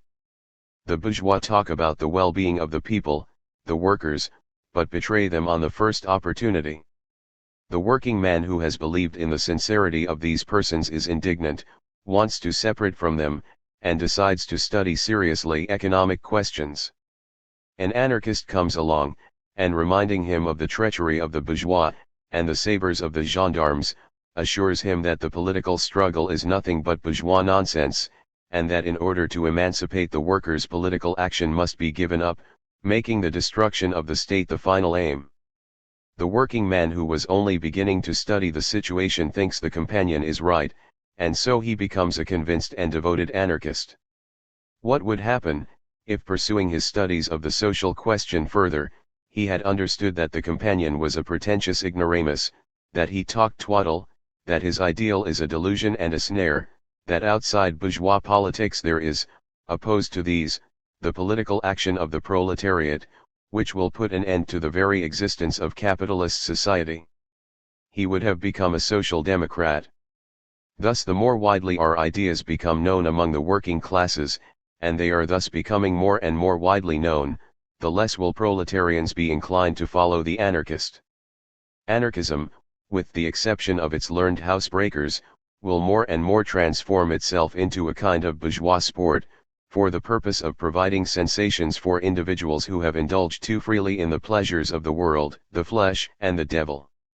And when the proletariat are masters of the situation, they will only need to look at the companions, and even the finest of them will be silenced. They will only have to breathe to disperse all the anarchist dust to the winds of heaven.